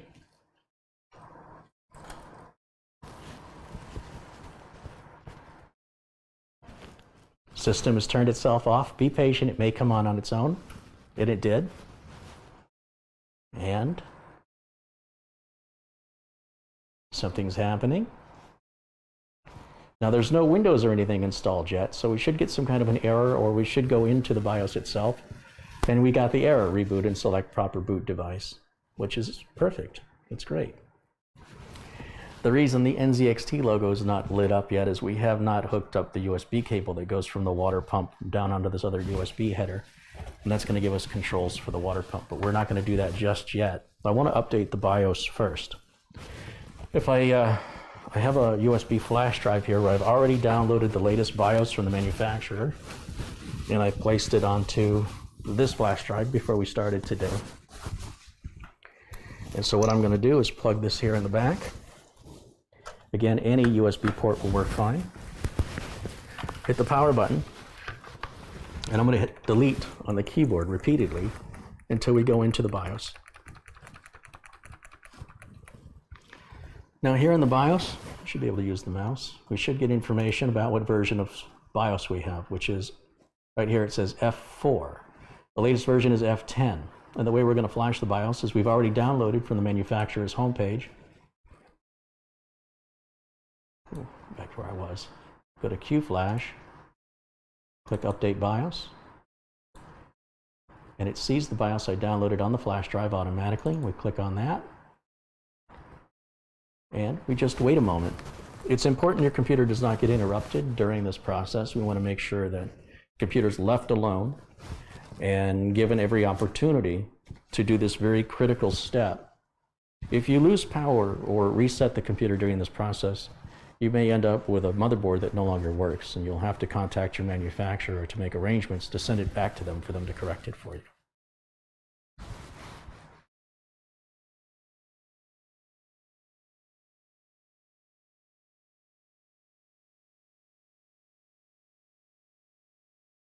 So we're going to give that just a moment.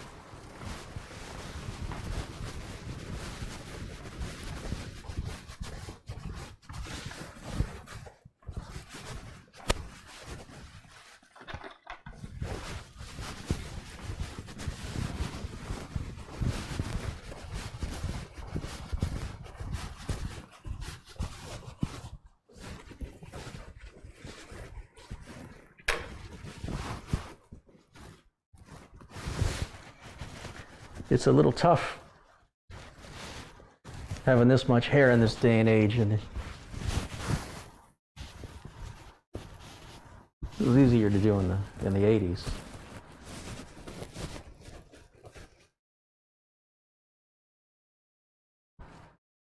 We're 88%, 89, 90% done.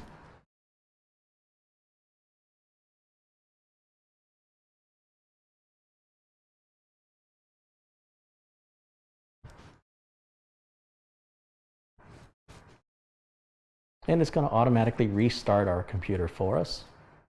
And we're going to let that do that. Hands off. Just be patient. The system is physically shut off. And it has physically turned itself right back on again.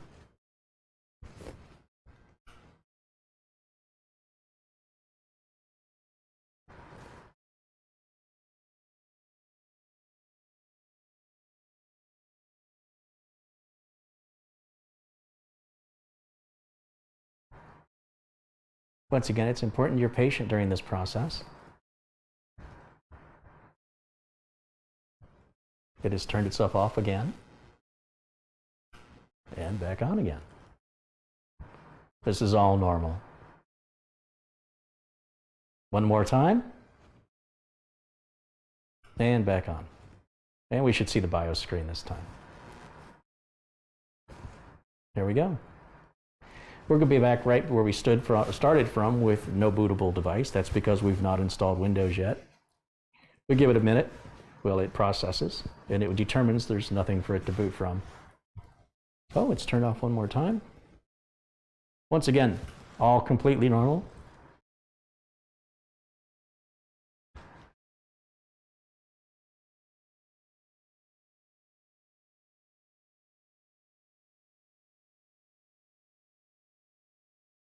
And we're back in the BIOS.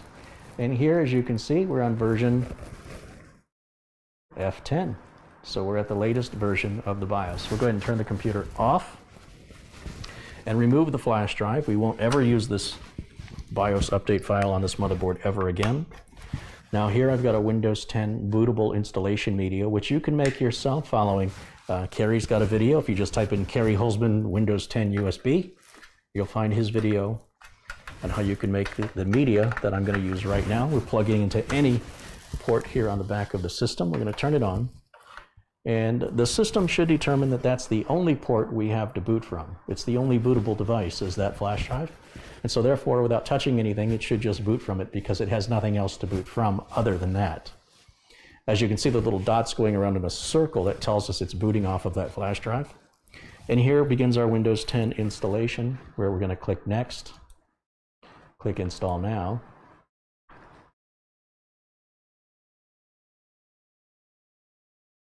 We're going to click I don't have a product key right down here. We're going to go to Windows 10 Pro and click Next. We're going to accept the license agreement and click Next. We're going to do a custom install. It sees our 1 terabyte Samsung 970 EVO is the only available drive. This is correct, so we hit Next. And now Windows 10 will partition, format, and install Windows. And we just have to wait. And that completes our build. I hope you guys enjoyed today's build. If anybody has any questions for me before I return back to heaven, I would be more than happy to do my best to answer any questions my friends have here. So friends,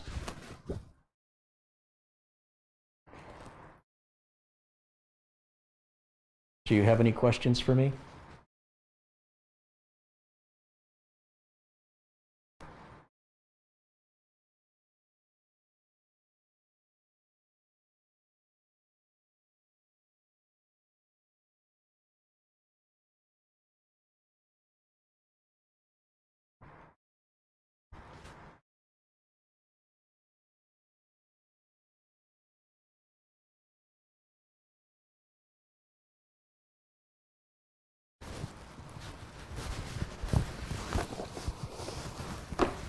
Suppose while we're waiting, I can do just a little touch up.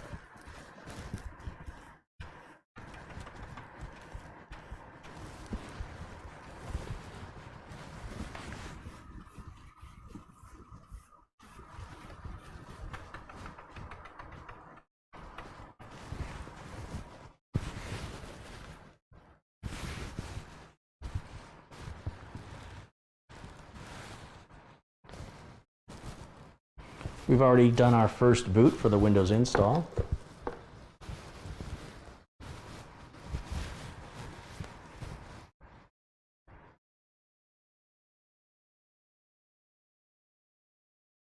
What size of a flash drive do you use for the BIOS update? I recommend you use something 16 gigabytes or smaller in FAT32 format. Bob, if there was a video card in there, would it need more fans, or are the fans in front enough? Oh, the fans in front are plenty. It's ready for a graphics card. We have a power supply that can power 2 graphics cards, and we have enough fans up front to cool down 2 graphics cards, so no additional parts would be needed. Thank you for your question. Does increasing from 16 gigabytes of RAM to 32 gigabytes of RAM make video editing faster? In most cases, it probably will. However, it depends on what video editing software you're using. It also depends on the kind of video you're rendering or editing, if it's 4K or 360 or 3D, or how many edits and transitions you have. These things consume more resources. So the more complex the video is, the more you'll notice the benefits of more RAM. A simple short video with few edits or transitions or titles, that would be probably less noticeable from 16 gigs to 32 gigs. But one thing's for certain, it won't make your computer any slower.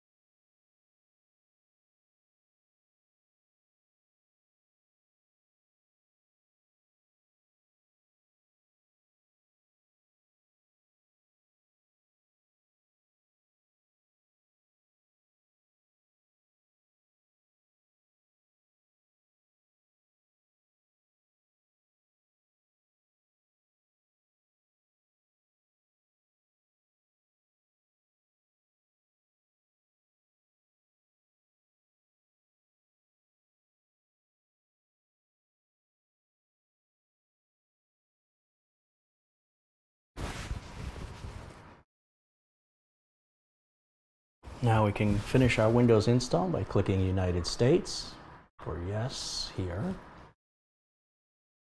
And we'll click US and skip. And we're going to skip our Ethernet configuration for now.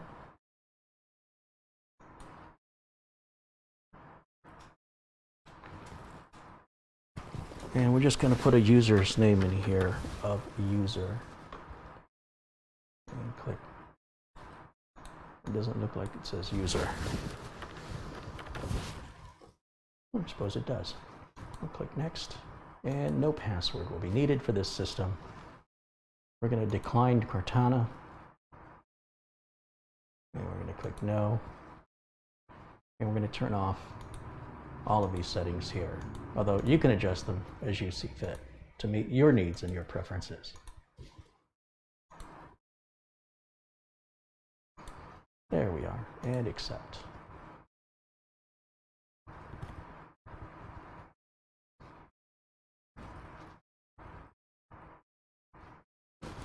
And that completes our Windows 10 installation. We'll go to Windows Update and download some updates. Of course, we've got drivers to install and Windows to activate after we've confirmed everything works correctly.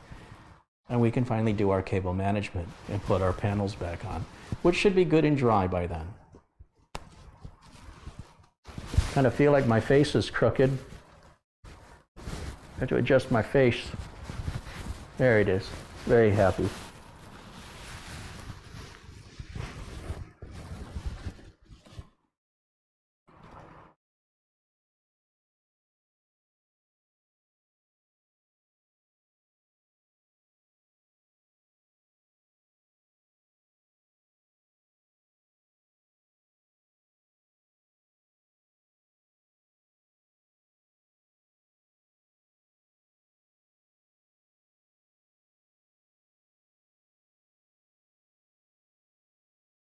Donnie Seeger has contributed $5 to today's live stream. Thank you, Donnie. He says, what a coincidence. I'm also working on my build. Glad to see you are live.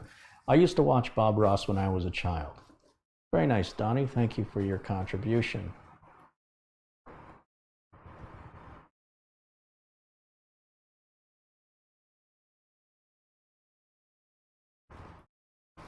Bob the Bomb has contributed 10 pounds. He says, thanks for the entertainment, Bob. Buy a couple of happy little brushes on me. Well, thank you, Bob the Bomb. And of course, from earlier, Tommy Ellis, 10 pounds. Way to go, Bob. Thank you, Tommy. There's our build. We can go and we can confirm all the hardware is installed properly. We can go into our control panel. I like to go to the large view and go to System. We can see our 32 gigs of RAM is installed. We can see our processor is properly recognized. We can go to Advanced System Settings and we can go to Startup and Recovery Settings and turn off Automatically Restart on a blue screen. That way we have time to read the blue screen or perhaps even take a picture of the blue screen with our cell phones to get help with that. With that box checked, the screen may go blue and the system will restart, and you may not have enough time to read everything. Now, how fast does the system boot, you might ask?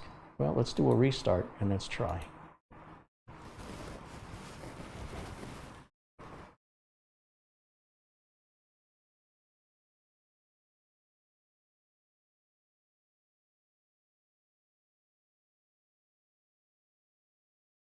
I'd say that's a pretty good fast boot time, and we don't even have our drivers installed, which will only improve that and make it better, including the Samsung Magician software, which we'll use to update the firmware, which will more than likely need to be updated on our M2 NVMe drive. Thank you guys so much for joining me for this very special Bob Ross presentation on building a PC. I hope all of you have a happy Halloween, and no matter where you're watching around the world, you can have a little piece of candy and celebrate the American Halloween holiday with the rest of us. Thank you so much for joining. Thank you so much for being a part of the community. I hope I will see you at some point again, although eventually we'll all be together. Until I see you.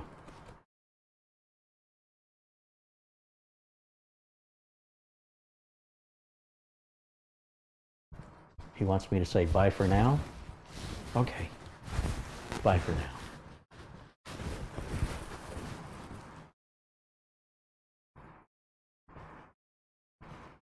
He wants me to do it again. Thank you all for joining me today. I hope you have a lovely day. Until I see you, bye for now.